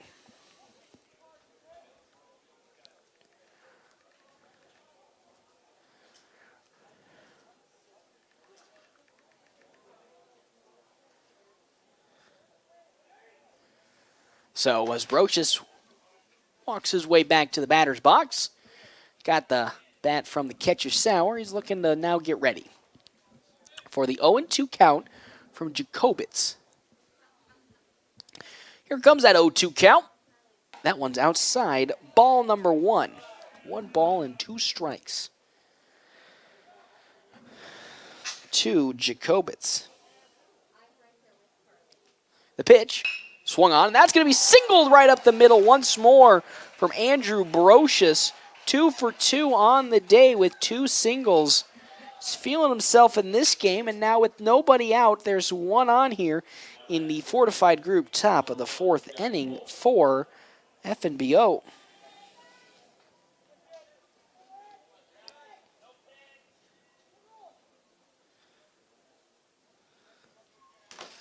So, runner at first with nobody out, and that's going to bring up following Brocious, Jack Polk, who's 1 for 1 with a single this evening. There goes the runner Brocious as Polk tried to bunt his way on, but say he fouled that one off for strike number 1. As again, Brocious with the speed took off very handedly from first, but again, did not count.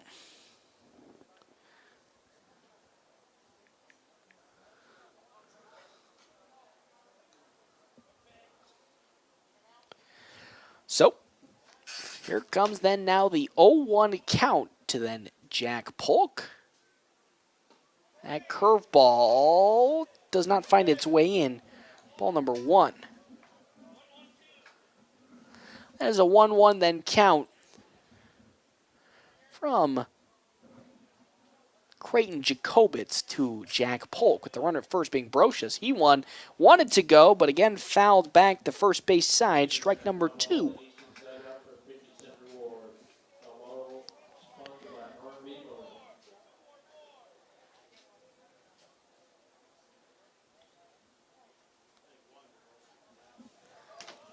One and two count as Jacobitz glances over at first. He's going to pitch play on over to first, not in time. So, still going to stay at a 1-2 count to Jack Polk. Here in the top of the 4th inning, a fortified group top of the 4th inning. Pitch play on over to first once again. Brocious able to get back. Plenty of time.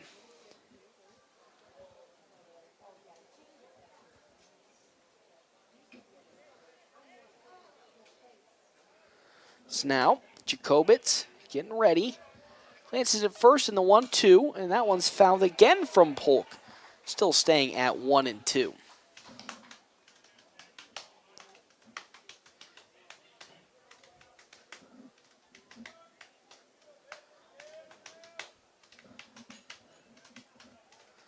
So Jacobitz now glances over at first, and here comes the 1-2. Swing and a miss from Polk. He'll go down swinging for out number 1.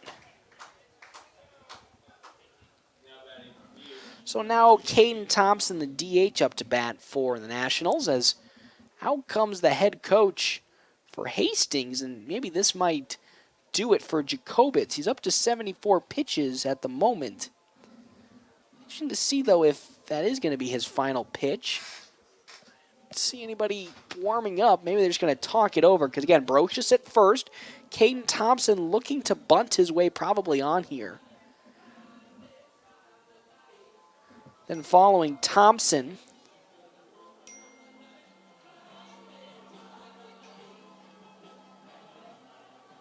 Caden Johnson, and then Cole Wright. For the Nationals, as the game is tied, 3-3. 3 runs on 5 hits and 2 errors for the Nationals.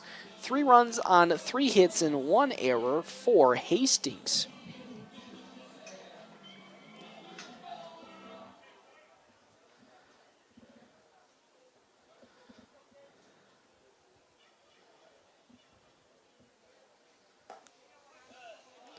So that first pitch is, I believe, down low for ball number 1 to Thompson.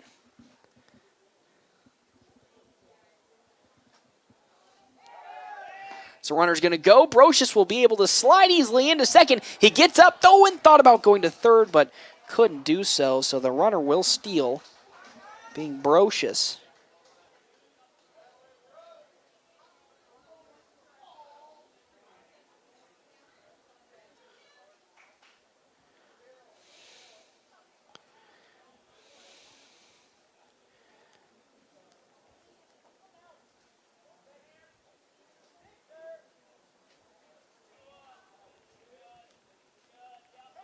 As the runner goes once more on over to the third, Brocious is going to steal third. So going from first to third with 1 out with Caden Thompson up the bat. It's now a 2-0 hole.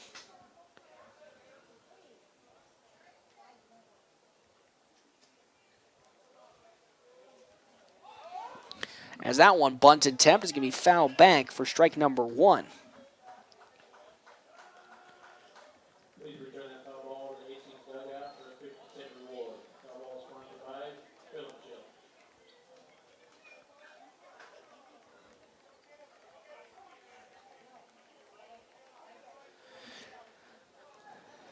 As now the 2-1 count to Thompson with the runner at third base.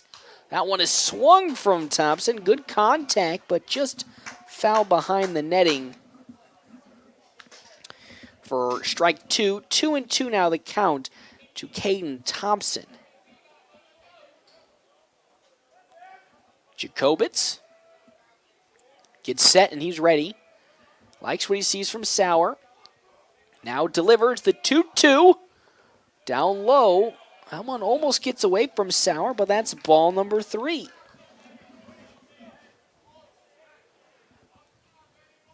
Two and two now the count to him. Jacobitz glances over at third base where Brocious is, the 3-2. And that one is in there for strike 3. Oh my gosh, that one teetering on the edge. That one really on the edge.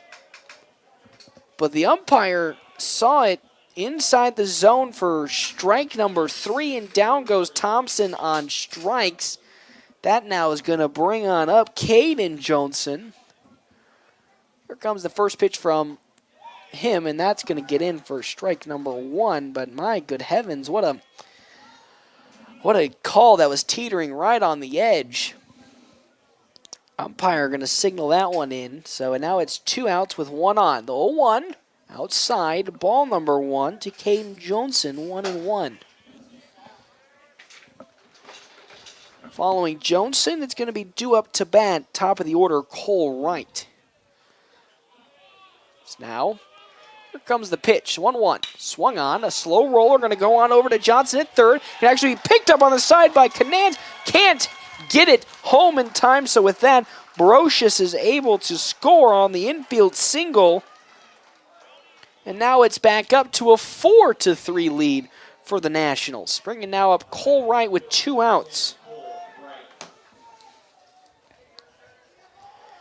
2 outs, 1 on, and that runner at first is actually going to be Carson Johnson, and that's going to be a single into left center field. That's going to bring Johnson on over to third. Cole Wright with a 2-out, actually 2-out run, but oh my gosh, Johnson on the attempt to get to third gets thrown out by Tyson LeBar at right field, and that'll do it here for the top of the 4th inning. What a great throw.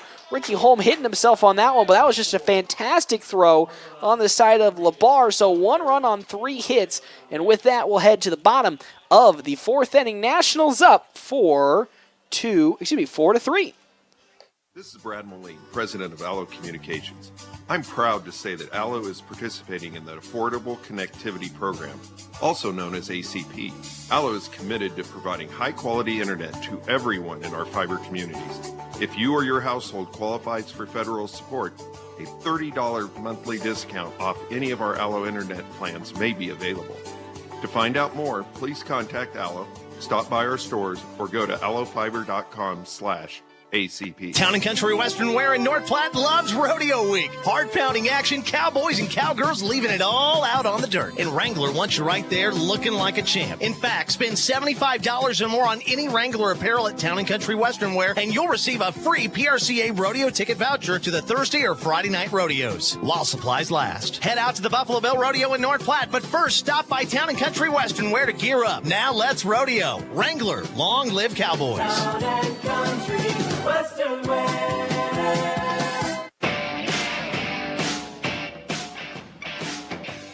Welcome back here to the bottom of the 4th inning. Nationals currently up 4-3 following another back and forth inning. They were trailing at 1 point. Actually, they tied the game than Hastings did in the bottom of the 3rd inning, and now hold on to a 1-run lead. The Nationals do 4-3. 4 runs on 7 hits, 2 errors. On the other side, it's going to be 3 runs on 3 hits and 1 error.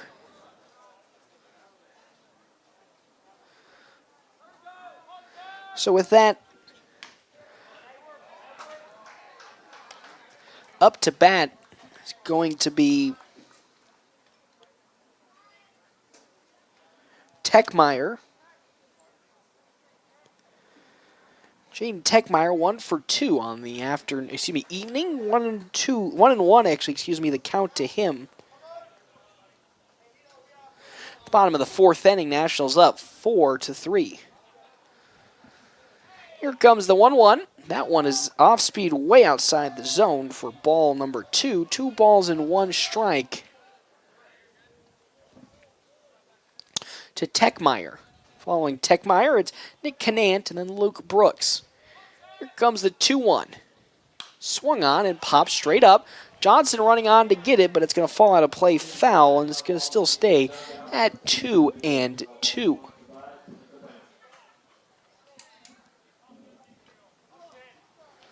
So now a 2-2 count for Ty Robinson as he's pitching to Jaden Techmeyer. He gets set and delivers the payoff. Swung on, slowly rolled over to Carter Kelly at second, on to first in time for the first out of the inning. Excuse me, that was at shortstop, not second base.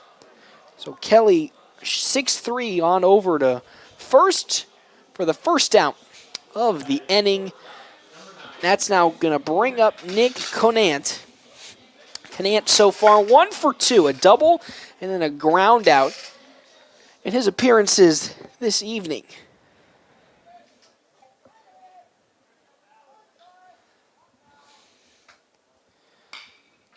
That one is on over to third, and a diving grab from Jack Polk for the second out of the inning. Holy me, oh my, Jack Polk. Absolutely reaching out to get that one for the second out of the inning. So now here comes Luke Brooks.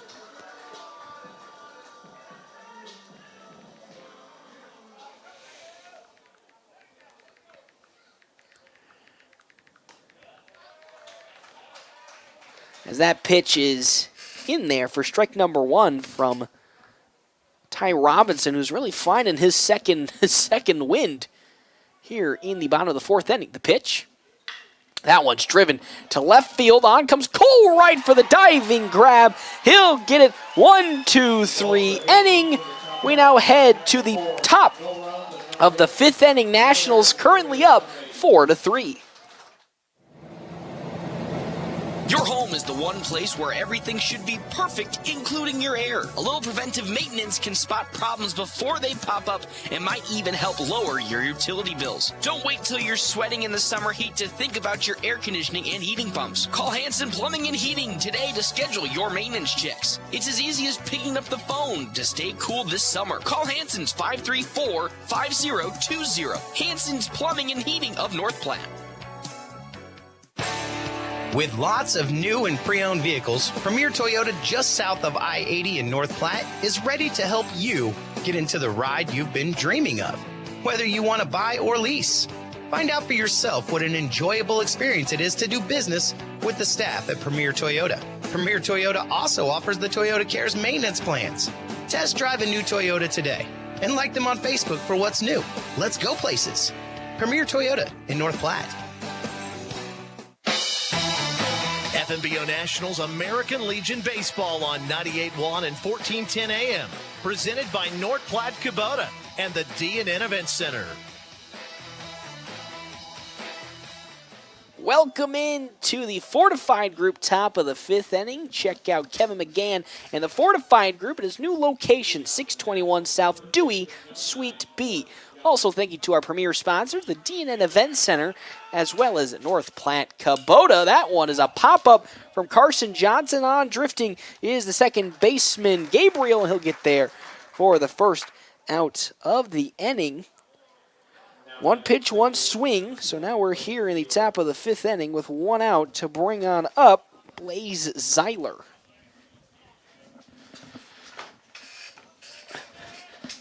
Tyler so far 1 for 2, and that one's going to be popped up. Onward comes Gabriel once more underneath it, and he'll get that one for the second out. 1 pitch, 1 hit. And now it's 2 outs here on 2 pitches. Are we going to make it? Are we going to make it as Coach Ricky Holmes yelling at his team for 2 quick outs on 2 pitches? So Coach not too happy with this inning. Here comes the first pitch. That one's down in the dirt to Carter Kelly for ball number 1. Nationals still up 4-3 here in the top of the 5th inning. 87 pitches for Jacobitz. The next pitch, that's in there, strike number 1. 1-1 now the count to him. The pitch. That one driven deep left center field. It's going back, it looks like, to the wall. And that one actually is going to get catched at the track. Greatly brought down by Dayton Espino for the last out of this inning. A quick 1-2-3 inning. And with that, we'll head to the bottom of the 5th. More action just around the corner right here, FM 98.1 and AM 1410. A proven track record of success. It's what you expect, and that's what you get from Lindemeyer Law Office of North Platte. With more than 130 years of combined legal experience, the attorneys at Lindemeyer Law Office have handled it all with personalized and aggressive representation both in and out of the courtroom. Attorneys Robert Lindemeyer, Amanda Spikert, Kent Florum, Shantae Durham, and Kent Turnbull are ready. Having the right experience in court is critical. Call Lindemeyer Law Office at 308-534-6740 or visit flatrocklaw.com. At Mid-Plains Community College, we see it.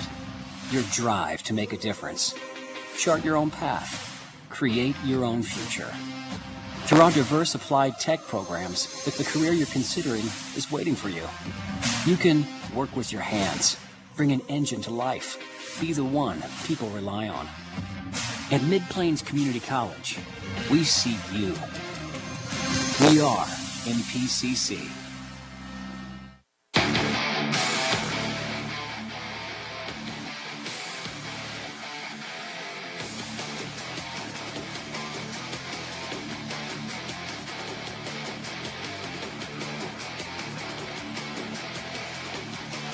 Welcome back here to the bottom of the fifth inning. The Nationals currently at the moment up 4-3 over Hastings as Ty Robinson still on the mound for FNBO, as due up now is going to be Braden Rutt for Hastings. Braden Rutt on in, and here we go, rocking and rolling. With Ty Robinson still on the mound, doing a really good, solid job. Only giving up 3 runs. That one is swung on and missed, from Rutt, as I had to almost cough my way out of it. So now an 0-1 count.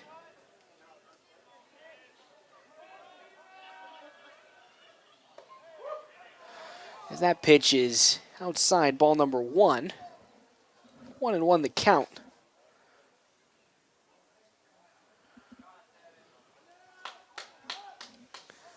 Here comes a 1-1.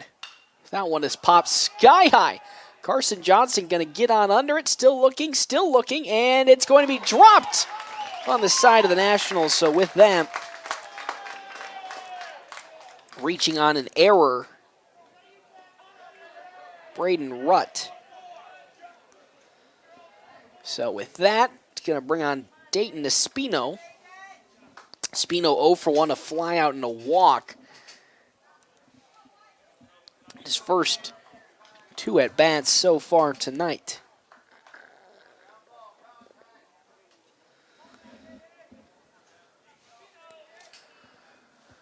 As now, here comes the first pitch to Espino. That one's popped sky high. Going on over to center field. Under it comes Johnson. He'll grab it for the first down of the inning. 1 pitch, 1 swing from Espino for the first out of the inning, as Rutt is still sitting on over at first base.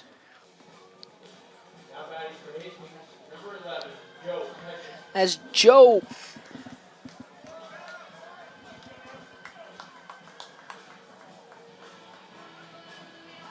a pinch hitter coming in, it looks like. Joseph Pescic coming on for Hastings.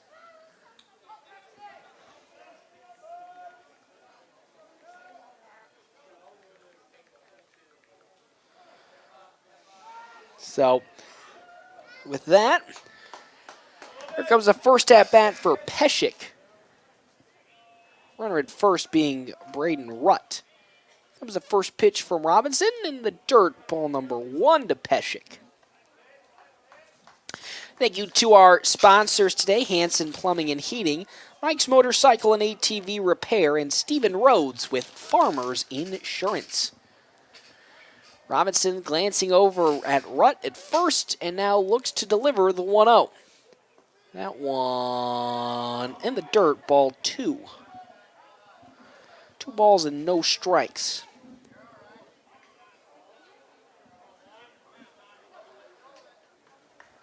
Two 2-0 the count, 1 out here in the bottom of the 5th inning.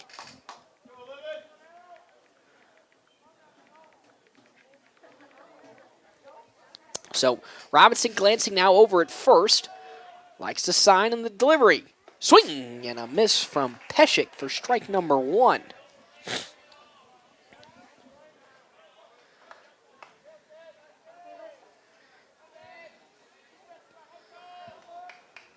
So now Robinson going to glance once more over at first, and he's ready to prepare for the 2-1 pitch. Swung on, slow roller. Kelly dumps for it, and it's going to bounce out of his glove for a base hit. Right up the middle, another single, so 2 on and 1 out here, in the bottom of the 5th inning.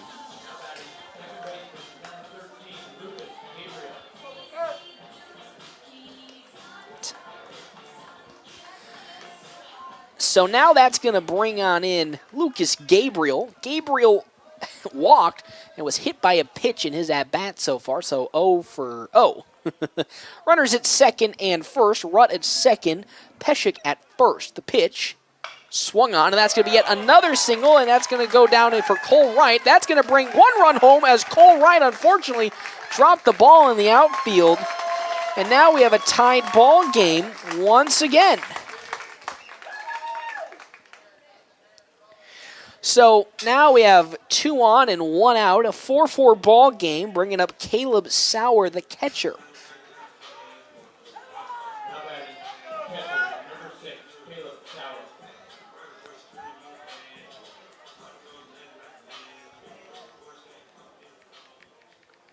So Sauer up to bat, 1 for 1, a walk and a single. Here comes the pitch. Swung. That's going to handle over to third. The touch at third. On to first. It's going to not get there in time as it gets past the outreach glove of Carson Johnson. That's going to not bring a run home as there was a force out at third. So with that,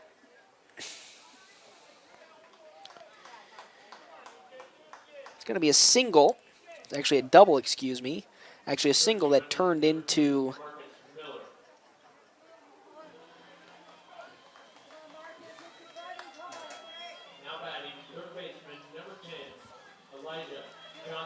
so Elijah Johnson now gonna step on up to bat. Johnson 1 for 2.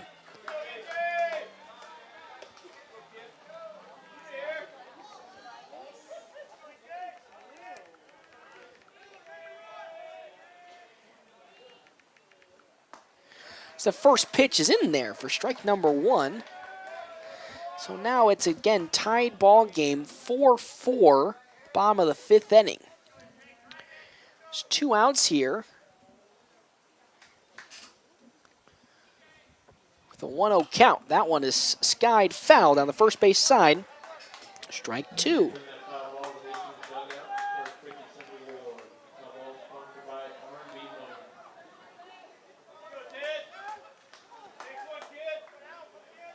So here it is, 0-2 count with 2 outs.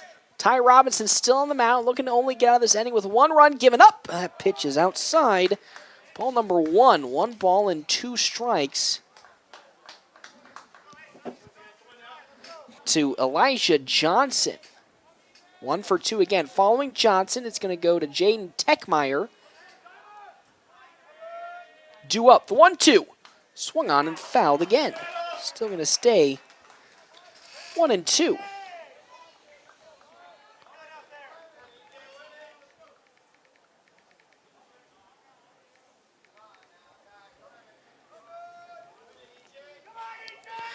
So here comes then the 1-2 pitch from Ty Robinson as he steps off the bag to reset. Gets ready once more. 1-2, looking to get the sign from Byer. Runners at second and third. Here's the 1-2. Swing and a miss, and Ty Robinson gets out of the inning, only giving up 1 run. It is a tied ball game, 4-4. So we'll head to the top of the 6th inning. Nationals looking to get back the lead. We'll take a quick little break. Come back, more baseball action around the corner. Planning a special event, whether it be a wedding, concert, sporting event, convention, or anything else, the DNN Event Center can handle it all. The DNN Event Center is the biggest event center in North Platte. This building is perfectly suited for anything from small gatherings to major events. Rent just one small room or book the entire facility. The choices are endless at the DNN Event Center, your home for exciting events, special moments, and precious memories. Call today to make your reservation at 534-0255. Hustler Turf commercial mowers are built tough to work hard. Whether you need a fleet of mowers or are a one-man show, you don't have time for downtime. Hustler mowers are over-engineered, overbuilt, and tested well beyond what's required. With the most complete lineup in the industry, including exclusives like a 104-inch Super 104, 88-inch stand-on, and industry-leading warranties. Hustler mowers are ready to handle what you throw at them. Build your fleet to be reliable and versatile with Hustler Turf. Find your next Hustler at Mike's Motorcycle and ATV Repair, 2220 Prospect Drive, North Platte.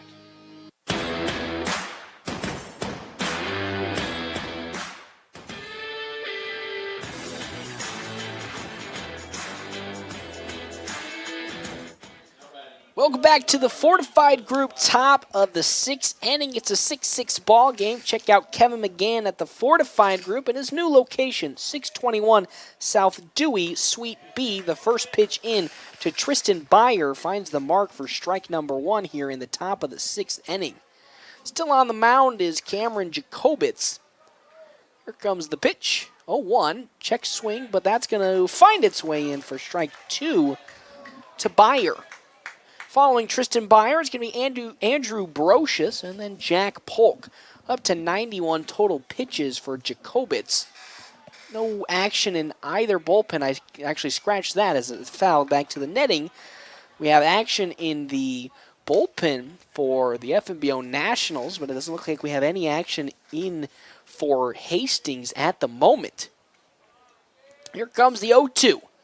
Swung, and that one's going to go over the shortstop. Canant on to first in time, and that is the first out of the inning for for Hastings. As one down, nobody out. That's going to bring up then Andrew Brocious to bat, as that actually scratched that one. That'll do it for the night, from Creighton Jacobitz, as they are bringing out a pitcher. Trying to find. It's Marcus Miller will be coming out to pitch on the side of Hastings. A tied ball game. 4-4 is where we sit. 4 runs on 7 hits and 4 errors for the Nationals. 4 runs on 5 hits, 1 errors for Hastings at this point. It's been a rather electric game from either side. Really back and forth action. There's been no real lull in anything, really. You know, one team scores a run, the next inning another team bounces back with 2, and then the other team bounces back with another 2, and then you're just kind of sitting there playing cat and mouse and bouncing back and forth to see who's going to blink first or who is actually going to pitch a clean inning of no-run ball. So far, either side has thrown 2 innings of no-run ball. Who's going to throw that third inning? Because that's probably what it's going to come down to, since both sides have been so, I wouldn't say eager, but been really easy for them to score in this game so far. It's going to boil down to who's going to be able to pitch a clean inning without giving up a run in these final 2, essentially, at this point. We're down to the last couple of outs. The Nationals currently at the moment tied with Hastings 4-4. They got off to a much better start in this game. They were able to, score early and often. You know, you didn't really see the lull that we've seen in previous games where they struggled to score for the first 4 innings and then have a massive 3 or 4 run explosion in a certain inning. But now, onto the mound, Marcus Miller, as that brings in, again, Andrew Brocious to the plate, 2 for 2.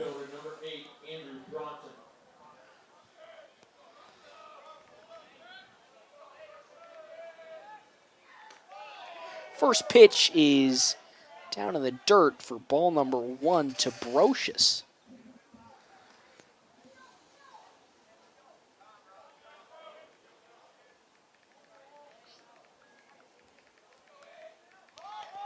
Next pitch is in there, strike number 1.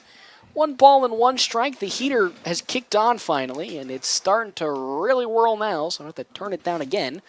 1-1 count for Marcus Miller. A slow roller on over to third, picked up easily by Johnson on to first for the second out of the inning.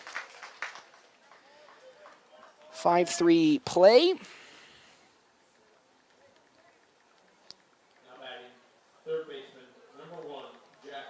So Jack Polk going to come on now to bat for the Nationals. I want to thank our premier sponsors for today, North Platte Kubota, as well as the D&N Event Center. The first pitch to Polk outside for ball number 1. Here in the top of the 6th inning, a fortified group top of the 6th inning. Here comes the 1-0 from Miller. High once more, 2-0 the count. Miller really going through the pitches quickly, not letting Jack Polk really set up. Here comes then the 2-0. That one's out of the glove of Sauer for ball number 3. 3 balls and no strikes now to Polk. Here in the top of the 6th inning. 4-4 is the score right now. Here comes that 3-0 pitch. That one's in there. Strike number 1. 3-1 now the count to Jack Polk. The pitch skied straight up, drifting over to the first base side, and it'll go out of play. Foul. Strike number 2 now to Polk.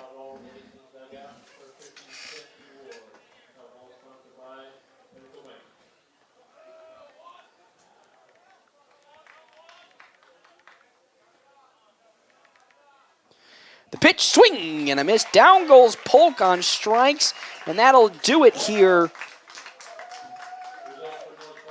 That'll do it here then for the top of the 6th inning. No runs on no hits, no errors. So we'll now head to the bottom of the 6th inning. Nationals still tied 4-4.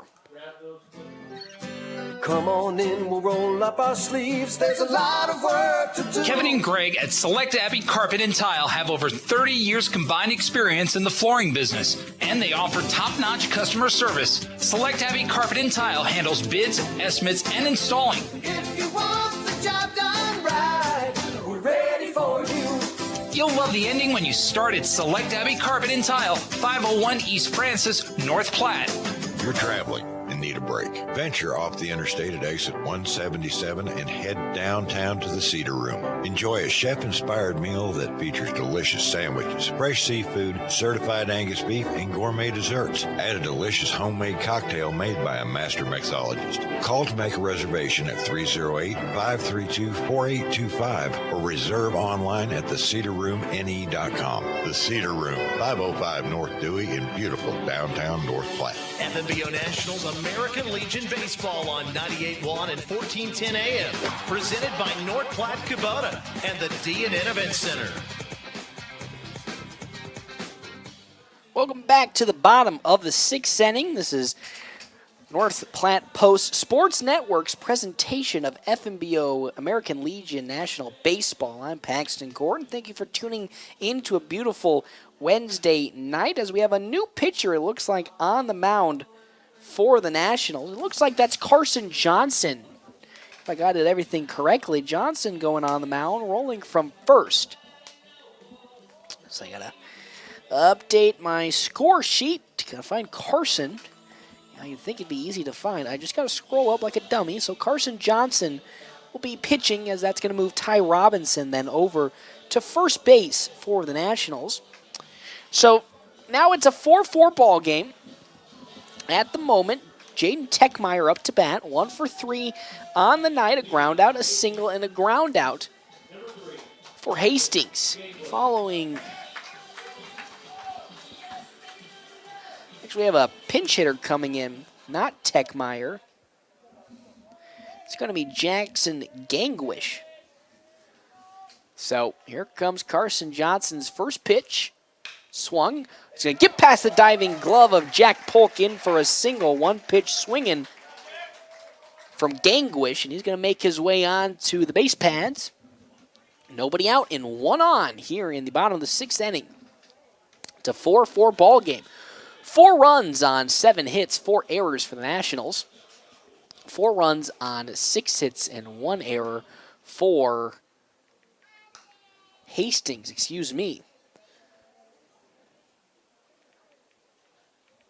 So I have a little pause in the action for either side to just get prepared with some baseballs, as we are going to have a pinch runner, courtesy runner, coming in on the side of Hastings. That one is going to be Jaden Techmeyer will be the courtesy runner, moving Gangwish off. So now Nick Conant coming into bat now. Canant coming to bat. 1 for 3, a double, a ground out, and a ground out. Has a runner at first being Jaden Techmeyer. Johnson's first pitch to him. Off speed in for strike number 1 to Canant. Following that, it's Luke Brooks and then Braden Rutt for Hastings. As we're here in the bottom of the 6th inning on a tied ball game here on a beautiful Wednesday night. No wind at all, no clouds in the sky. It's just the beautiful Nebraska air and some baseball. 4-4 ball game tied between the Nationals and Hastings. The pitch, a bunt attempt coming in from Canant, no good. So that's strike number 2 to him. He was trying to get the surprise bunt to advance Jaden Techmeyer over to second, but unsuccessful. So with that, it's an 0-2 count with 1 on and nobody out here in the bottom of the 6th inning. Runner at first being Jaden Techmeyer. Johnson shaking off a couple pitches from Tristan Byer. He now gets ready and delivers the 0-2 pitch. Swung, and that's going to get up and into the outreach glove of Blaze Seiler, and they're going to get the tag over at first. Oh my gosh, as Jaden Techmeyer was just way too far out of reach. And because of that, Techmeyer gets tagged out at first, and now that's 2 gone here in the bottom of the 6th inning to bring up Luke Brooks. What a quick turnaround for the Nationals there.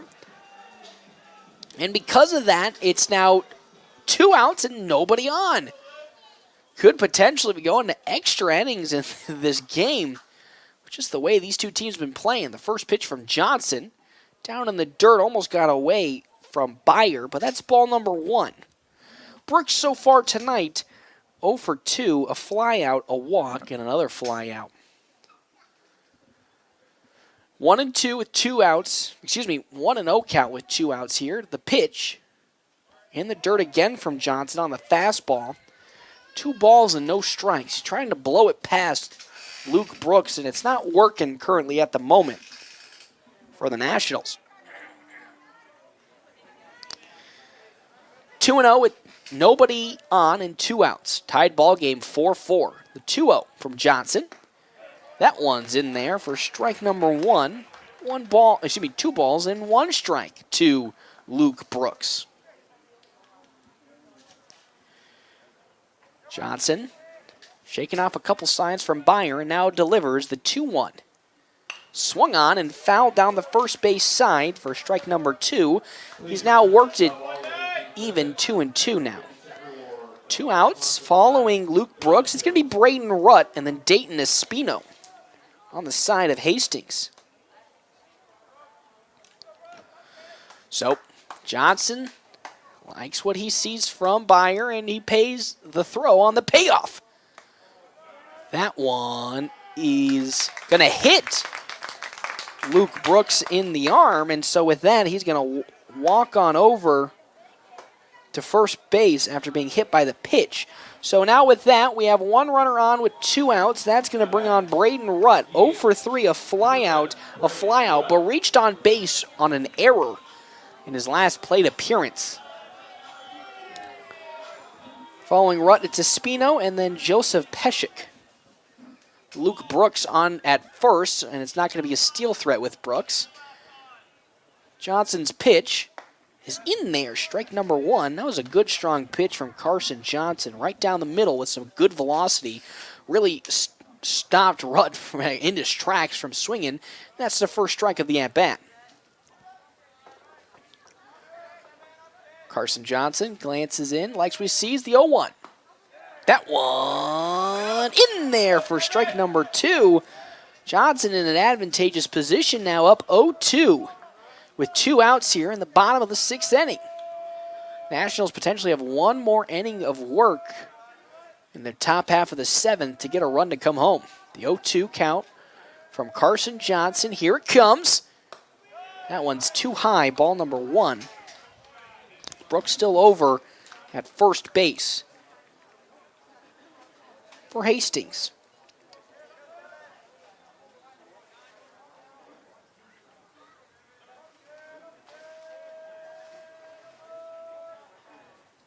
That one is going to be skied and into left field for a base hit. A 2-out base hit from Braden Rutt. Now puts 2 runners on with 2 outs here in this inning.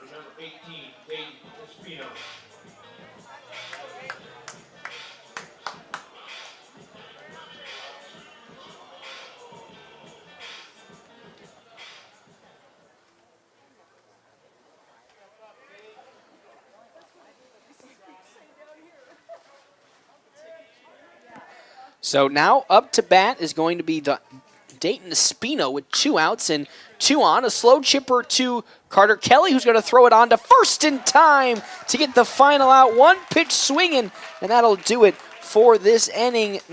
No runs come home on 1 hit. And with that, we will head now to the top of the 7th inning. Nationals with a potential last opportunity to put some runs on the board. Tied 4-4.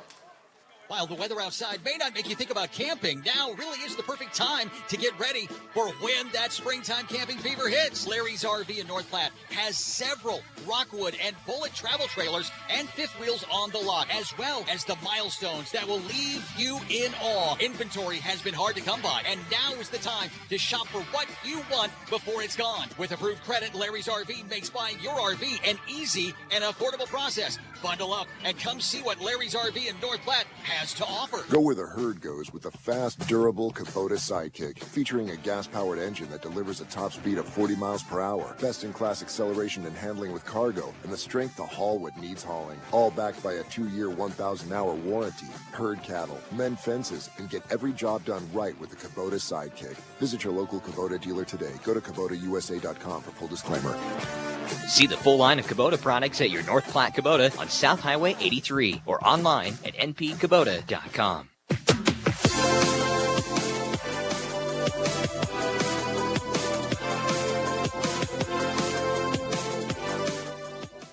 Welcome back to a fortified group, top of the 7th inning. You can check out Kevin McGann at the fortified group at his new location, 621 South Dewey, Suite B. This is Paxton Gordon in the North Platte Post Sports Network's presentation of FMBO Nationals baseball. It's the top of the 7th, a 4-4 ball game at the moment. Is up to bat now is Ty Robinson. Robinson was pitching earlier in this game. Now he's going to hit for the first time. He's in a 1-1 count, and now going to make it a 1-2 count to him. Nobody out here in the top of the 7th inning. 4 runs on 7 hits and 4 errors for the Nationals, compared to 4 runs on 7 hits and 1 error. That's a slow chopper foul down the third base side. Still going to stay at 1-2. Following Ty Robinson, it's going to be Caden Johnson, and then back to the top of the order with Cole Wright for FMBO. Miller's 1-2 pitch, way outside in a different time zone at that point. 2-2 as Caleb Sauer had to really fly out of his catcher position to get it. The pitch swung on and missed from Ty Robinson for out number 1. Struck out swinging with that one, so now it's 1 down here in the top of the 7th. Caden Johnson up to bat, 1 for 2, a strikeout swinging, and a single in his appearances.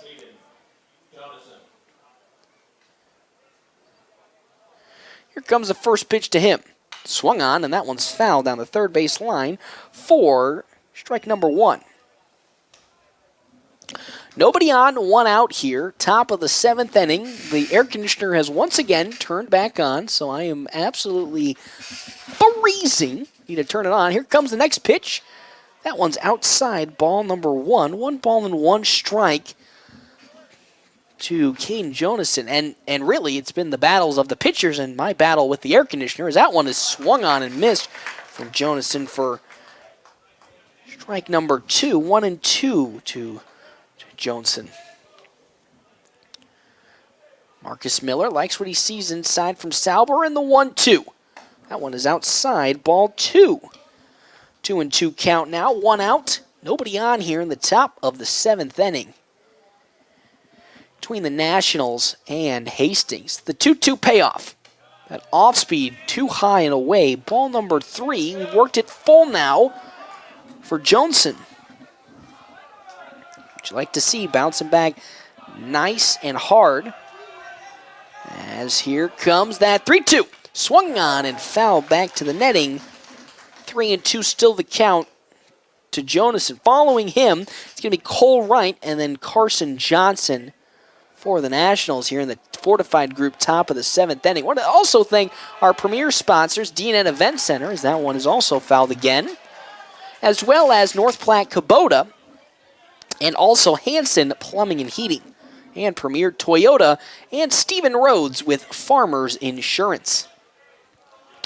Marcus Miller now looking to finally convert on the 3-2 payoff. That one is way outside, and with that, Caden Johnson's going to walk his way on over to first base with a walk, and now 1 on and 1 out here in the top of the 7th inning. Batting left fielder number 10, Cole Wright. Cole Wright now up to bat, 1 for 2. Struck out swinging, walked, and also singled in his appearances tonight. That pitch is in there, strike number 1 from Miller. As the heater should hopefully be turning on here relatively soon, as now Miller going to throw that one outside for ball number 1. 1 ball and 1 strike now to Cole Wright. Miller glances over at first. Now pays off the 1-1. Swing and a miss from Wright. Was looking to go pretty far with that swing, though unfortunately couldn't connect on it. So now it's a 1-2 count to Cole Wright. Runner at first being Caden Jonason. The pitch. That off speed is just just outside. Cole Wright playing a dangerous game with that pitch. Just barely outside the zone. 2-2 now the count to him. Miller steps back into the pitching circle and he gets ready to rock and roll. The pitch, there goes the runner. That one is popped up, foul. Still going to stay at 2-2. Carson Johnson now up to bat after Cole Wright is done. So 1 out, 2-2 count, as I think we're going to have a pitching change. On comes the coach of Hastings to talk it out with Marcus Miller. Miller with a 2-2 count to Cole Wright, with the runner at first being Caden Jonason.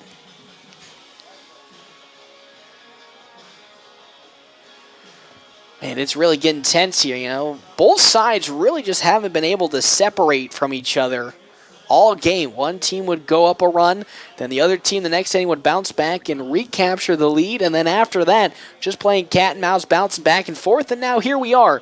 A 4-4 ball game. 4 runs on 7 hits and 4 errors for the FNBO Nationals. 4 runs on 7 hits and 1 error for the side of Hastings. So Cole Wright back into the batter's box. He goes. He's ready to rock and rumble with a 2-2 count. Miller glances over at first. Here comes that pitch, and it's swung on. It's going to go down foul down the third base side once more.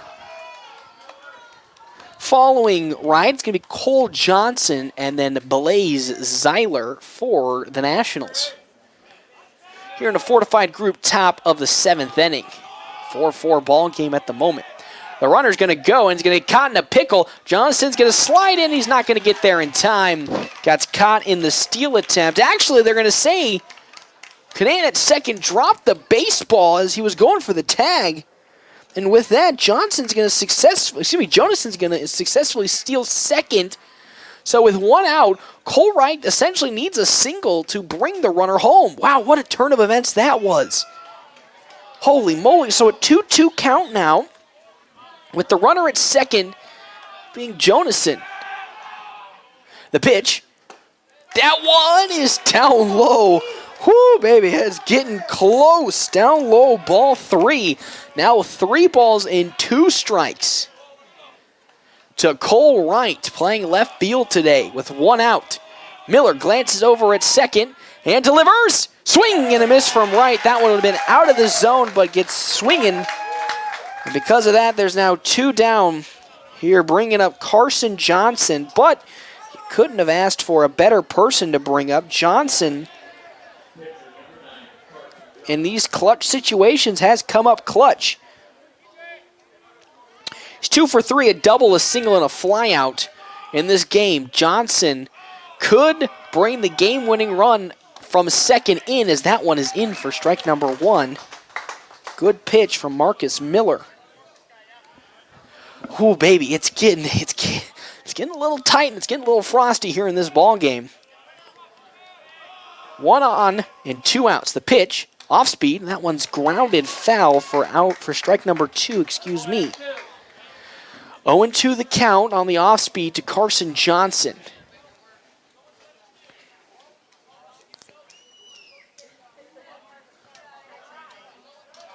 So, Miller gets the sign from Sauer, gets ready, and the 0-2 swung on and fouled back to the netting. That one would have been a nice solid hit into the outfield if he just got on top of that pitch, except fouled it back. So with that, it's still 0-2. Man, Carson Johnson's probably hitting himself on that one. That was a beautiful pitch that he swung on. Just got a little under it. So here comes, he steps into the batter's box and is ready to rock and roll again. Miller, the 0-2. Swung on, and that one is fouled. Still going to sit with an 0-2 count. Carson Johnson's really making Marcus Miller work for this final out in this inning. Blaze Zeiler up to bat next for the Nationals if we make it that far. Miller glances at second, steps off the bag to reset himself.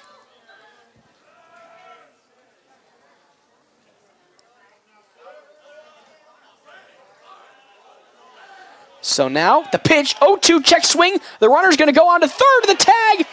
There in time, and that'll do it for this inning. As unfortunately, Caden Johnson gets tagged out at third, and that'll end the top of the 7th inning. We head to the bottom of the 7th inning, the last chance during regular play to see if Hastings can get the game-winning run home. You'll have to stick around to find out. Nationals tied at the moment with Hastings 4-4. Seavers Tire and Auto is one of the largest independent auto shops in North Platte, handling everything from the simple oil change to the complex engine, transmission, including electronic issues, new tires and tire alignment. Their knowledgeable and friendly staff can keep your vehicle in tip-top shape. Seavers Bro Barn carries Green Mountain and Blaze grills, accessories, and condiments. And Seavers Used Cars might just have the used car you're looking for. Auto repair, tires, grills, and used cars, all at Seavers Tire and Auto on Eugene, just south of Hobby Lobby. Nebraska Land Days returns in June with one of its biggest lineups ever. The PRCA Hall of Fame Buffalo Bill Rodeo is full of the sport's best. Nebraska Land Days on parade, the pork breakfast, the prime rib sandwich feast, taps and tunes, plus Grammy winner Tim McGraw with Chris Lane and King Calloway. I want some more. And Grammy winner and Entertainer of the Year Miranda Lambert with Grammy winners The Nitty Gritty Dirt Band and Bells. Nebraska Land Days in North Platte. Tickets and information at nebraskalanddays.com.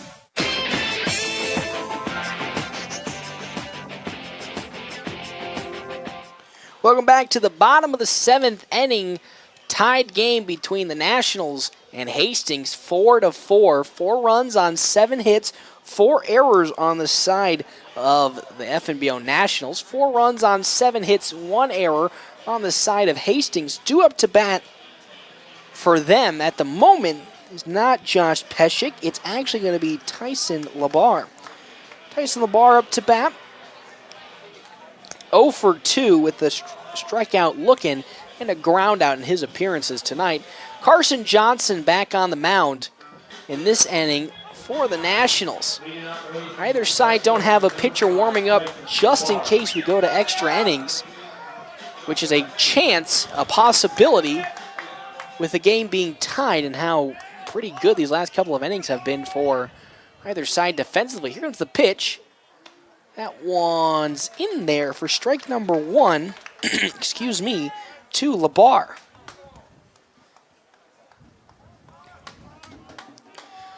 As here comes now that payoff pitch, excuse me, the 0-1 pitch, my bad. Chow low, and that one is outside. Ball number 1 to Labar. 1-1 the count now. Following Labar, it's going to be Lucas Gabriel and then Caleb Sauer for Hastings. Johnson likes what he sees and delivers the 1-1. That one almost hitting Labar, but it's outside. Ball number 2. 2 balls and 1 strike.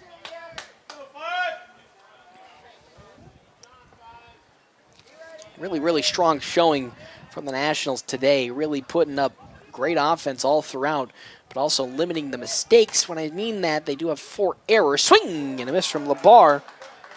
Strike number 2.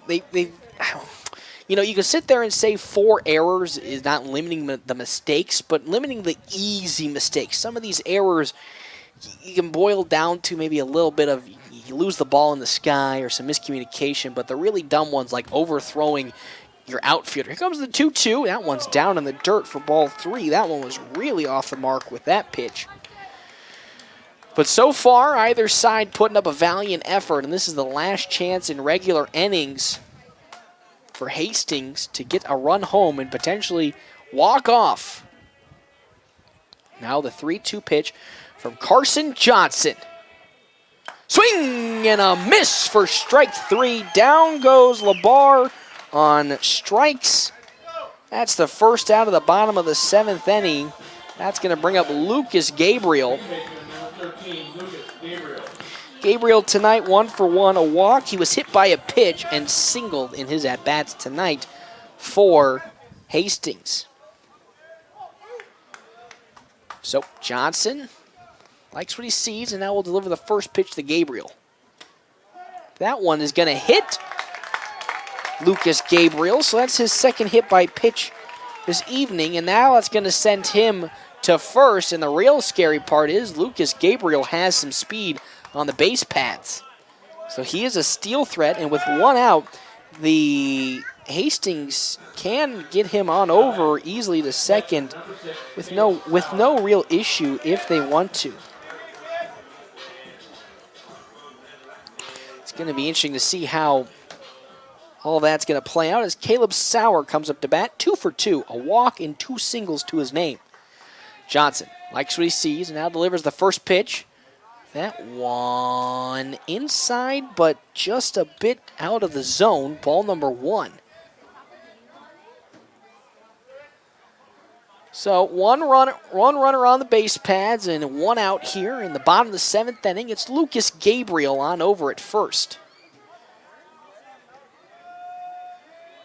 Here comes the pitch.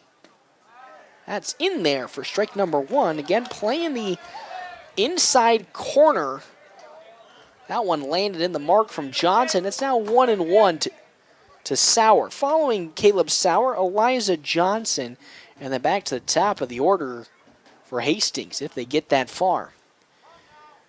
Johnson likes what he sees. Now looks to deliver the 1-1 pitch. Here it comes. Swing. That one's a slow roller on over to Polk. It gets to his glove, and that's going to be a base hit. Oh, no.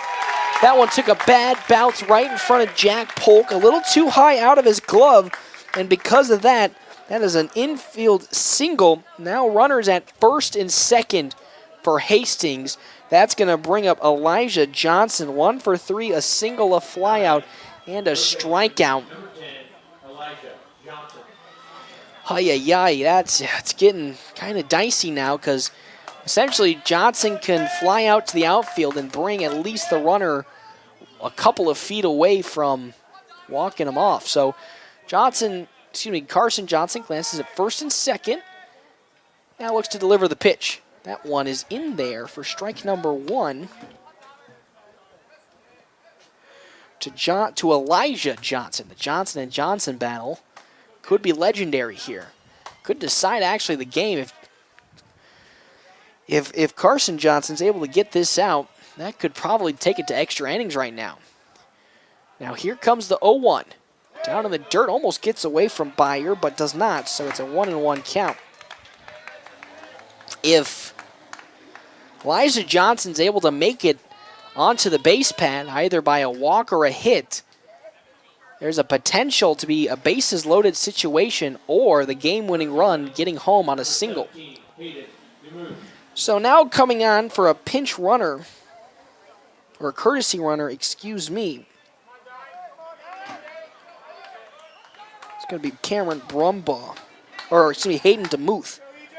It's going to be it. So here comes now the 1-1 pitch from Carson Johnson. Swung on. That's driven to the gap in left center field. Is he going to fall for a base hit? No, it does! It got out of the glove of Cole Wright. And with that, there comes the runner, and that'll do it for the game. Oh my gosh, it couldn't have ended in worse fashion for the Nationals. Cole Wright misjudged where the ball was going to be. And because of that play and the double, the Nationals fall 5-3 in this ball game. What a heartbreaking way for the FMBO Nationals to fall in this game. They were up 1 run through most of it. And then in the worst way possible, a misjudgment on the ball in the outfield, they then fall to Hastings here in 7 innings, 5-4. 4 runs on 7 hits and 4 errors for the Nationals. 5 runs on 9 hits, 1 error on the side of Hastings. And so the Nationals dropped 2 games to Hastings in a week and a half time. Unbelievable way to end this ball game. We'll take a quick break, and we come back. We'll get you almost the start of our post-game coverage just around the corner right here, FM 98.1. Proven track record of success. It's what you expect, and that's what you get from Lindemeyer Law Office of North Platte. With more than 130 years of combined legal experience, the attorneys at Lindemeyer Law Office have handled it all with personalized and aggressive representation both in and out of the courtroom. Attorneys Robert Lindemeyer, Amanda Spikert, Kent Florum, Shantae Durham, and Kent Turnbull are ready. Having the right experience in court is critical. Call Lindemeyer Law Office at 308-534-6740 or visit flatrocklaw.com. When it rains, it pours, so it's important for you to get the coverage that meets your needs. I'm Farmer's Agent Stephen Rhodes. I can help you understand your options so we can prepare for whatever the forecast brings. We know a thing or two because we've seen a thing or two. To learn more, call me, Farmer's Agent Stephen Rhodes, at 308-534-9050. Find out how I can help you protect the things that matter most. We are farmers. Bum, ba-dum, bum, bum, bum, bum. Underwritten by Farmers Truck Fire Insurance Exchanges and Affiliates. Products not available in every state.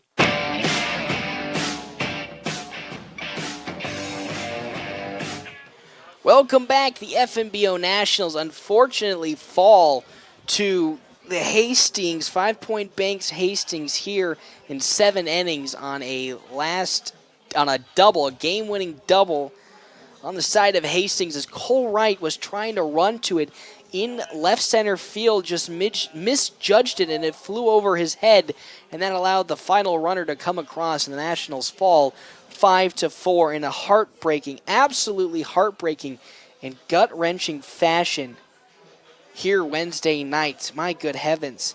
4 runs on 7 hits, and 4 errors for the side of the Nationals, and that is then 5 runs on 9 hits and 1 error on the side of Hastings. So let's go through kind of a timeline of events. The Nationals started off strong, top of the 2nd inning, got 1 run to come across, but that didn't last literally an inning, as the next half inning, Hastings bounced back with 2 of their own, and then hey, Heidi ho, Nationals at the top of the 3rd did the same thing, putting 2 runs on and leading tying the game at that point. Leading 3-2. God, I failed math many a time, so can't be adding it up here. And then in the bottom half of the 3rd inning, Hastings got back and scored and tied it up 3-3. Then in the top of the 4th, Nationals got another run to come across, took the lead 4-3, though in the bottom of the 5th inning, Hastings got right back on the board, timed it at 4 apiece, and then just a second ago, a double was a game-ending double, got the final run to come across, and the Nationals unfortunately fall to Hastings in this game 5-4. Just heartbreaking fashion, the way this team lost. They had such a strong game, in my opinion. I think Coach would say the same thing, too. There could be a little nitpicky things that you can bring on and talk about. Man, maybe they could have done this better or they could have done that better. But overall, this was a strong, strong game from the Nationals. So we'll take yet another quick break as we just get ready for head coach Ricky Holmes to come on up here and talk to us, if he will. He's a little far out there. He's talking with the team right now, but I'll probably be seeing him strut his way on down here, pacing back and forth. But we'll take a quick break. We come back, more action right here, FM 98.1, AM 1410. At Mid-Plains Community College, we see it. Your drive to make a difference. Chart your own path. Create your own future. Through our diverse health occupation programs, the career you're considering is waiting for you. You can provide comfort, save lives, be a hero in your community. Your path at MPCC is limitless. At Mid-Plains Community College, we see you. We are MPCC. Your home is the one place where everything should be perfect, including your air. A little preventive maintenance can spot problems before they pop up and might even help lower your utility bills. Don't wait till you're sweating in the summer heat to think about your air conditioning and heating pumps. Call Hanson Plumbing and Heating today to schedule your maintenance checks. It's as easy as picking up the phone to stay cool this summer. Call Hanson's 534-5020. Hanson's Plumbing and Heating of North Platte. Experience is something many can claim, but few can live up to. Larry's Glass has decades of experience, from small window jobs to large industrial businesses. Larry's has the right experience to get the work completed and looking incredible the first time. No more rookies looking at your window and trying to figure out if it's glass or if it's plastic. Larry's Glass has the knowledge, expertise, and experience to handle every type of glass situation. Others say they have it, only Larry's can claim it. Experience. Find it at Larry's Glass in North Platte. The game's in the books. Time for the post-game show on FM 98.1 and online at northplattpost.com. Welcome back here. It is the post-game show. I'm Paxton Gordon. Head coach Ricky Holmes is strutting his way on down here at the moment. Unfortunately, Nationals falling in this game 5-4. It was an overall strong performance from the team, but we must get to today's Ameriprise Financial Money Player of the Game. That one's going to be Ty Robinson coming on the mound. Hasn't pitched in a little bit. He went 4 2/3 innings, only giving up 3 earned runs in the unfortunate loss. So that is your Ameriprise Financial Money Player of the Game. When money matters, talk to Marshall Doty, Ameriprise Financial Advisor in North Platte, Nebraska, about professional financial services. Ameriprise Financial Incorporated, member FINRA and SIPC. As head coach is starting to make his way up here, I can already tell he's not going to be a happy camper about this game, specifically the amount of errors that have plagued this team, and specifically how this game ended for the Nationals. They were doing so well in this game overall, and unfortunately, because of it, the 4 errors total on the day, just a little too much for this team and for coach. So, yikes, 4 runs on 7 hits, 4 errors for the Nationals in the loss, 5 runs on 9 hits and 1 error in the victory for Hastings. I am, of course, then joined by head coach of the Nationals, Ricky Holmes. Coach, overall, I think this was a much better, clean performance, not some of the silly mistakes, but you look at the scoreboard and see 4 errors committed on those side. Those 4 errors were mighty costly in the end of things. Yeah, overall, hitting wise, I think this is one of the better days as far as when we made contact, of making hard contact. But same kind of bugaboo that's been with us this year. As far as free passes, I'd have to look at the book, but I would imagine at least 3, if not 4 of those were either on walk or air. So it's one of those things. Right now, they're the top dogs in the conference, and I don't think we put everything together. I'm sure they would say the same thing over there, but at least be able to hang our hat on there that, we still haven't put anything together, and we're playing right there with a team that's first in our division right now. And that's really, I would say, the big takeaway is, they're first in the division, and man, oh man, you played them close. It was a back and forth affair. No team really could find separation, and in the end, if the team was able to, again, just get those bugaboos that have been plaguing you all season put together, hey, howdy ho, this team might be going some places. Again, you don't want to drop 2 games to Hastings in a tough span, but you can maybe just hang your hat on that. Gosh darn it, we're just oh so close. Yeah, I'm not one that's big for moral victories. I think it's, I'd rather learn while we're winning than while we're losing.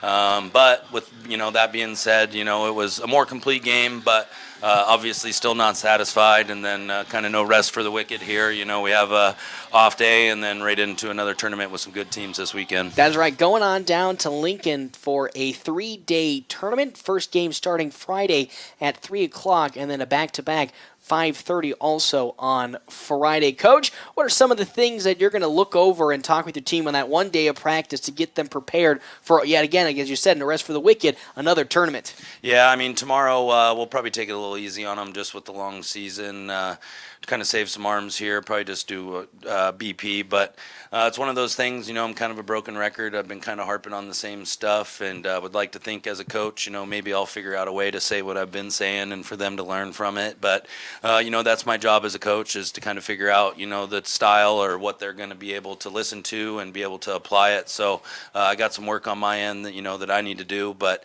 we'll figure it out. I got confidence in the talent of our team, and I got confidence in the work ethic of our team. They may need a little kick in the butt every now and then, but, that's my job as coach. So just going to keep grinding. I told them I have faith in them, as hard as I am on them, it's because I see the talent that we're kind of wasting right now, and to let them know that no matter how much I'm on them, I still believe that, we have the talent to do the goals that we set out for this year. That was head coach of the FNBO Nationals, Ricky Holm. Coach, Ken, thank you so much. Can't wait to see you down in Lincoln. Thank you, Paxton.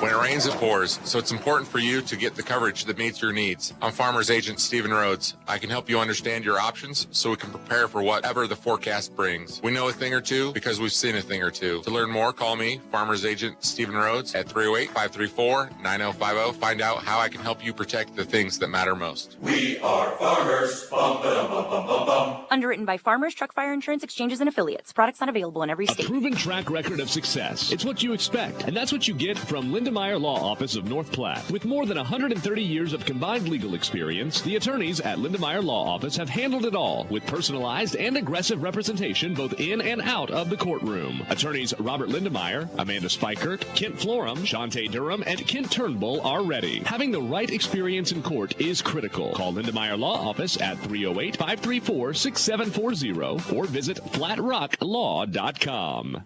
America loves fast. We want it fast like Uber and internet. We want it fast like the food that you will regret. Oh, no, not slow like the birthday card from Grandma. Go to Bridge Street, get a car real fast. It won't be long till you're burning gas. Like Susie Brown, Mary, and Pete. Bridge Street Auto gets you off your feet. So get to Bridge Street where fast deals reside. Our motto is, if you work, you ride. Remember, it's not how fast a car you buy, it's how you buy a car fast. FNBO Nationals American Legion Baseball on 98.1 and 1410 AM. Presented by North Platte Kubota and the D&N Event Center.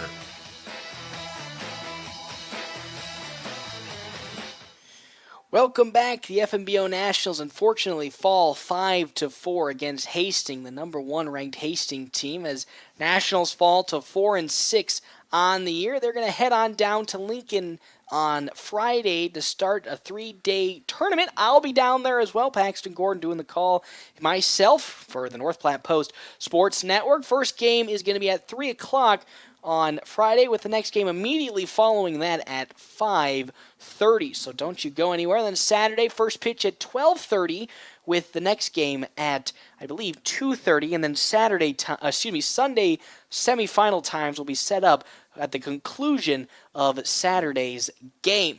Nationals fall 5-4 here tonight. We'll see you all on Friday here on FM 98.1, AM 1410, and of course always live streaming on NorthPlattePost.com. To get a warranty on a used car, truck, or SUV. When you purchase a qualified pre-owned vehicle at Premier Toyota in North Platte, it comes with a 6-month or 6,000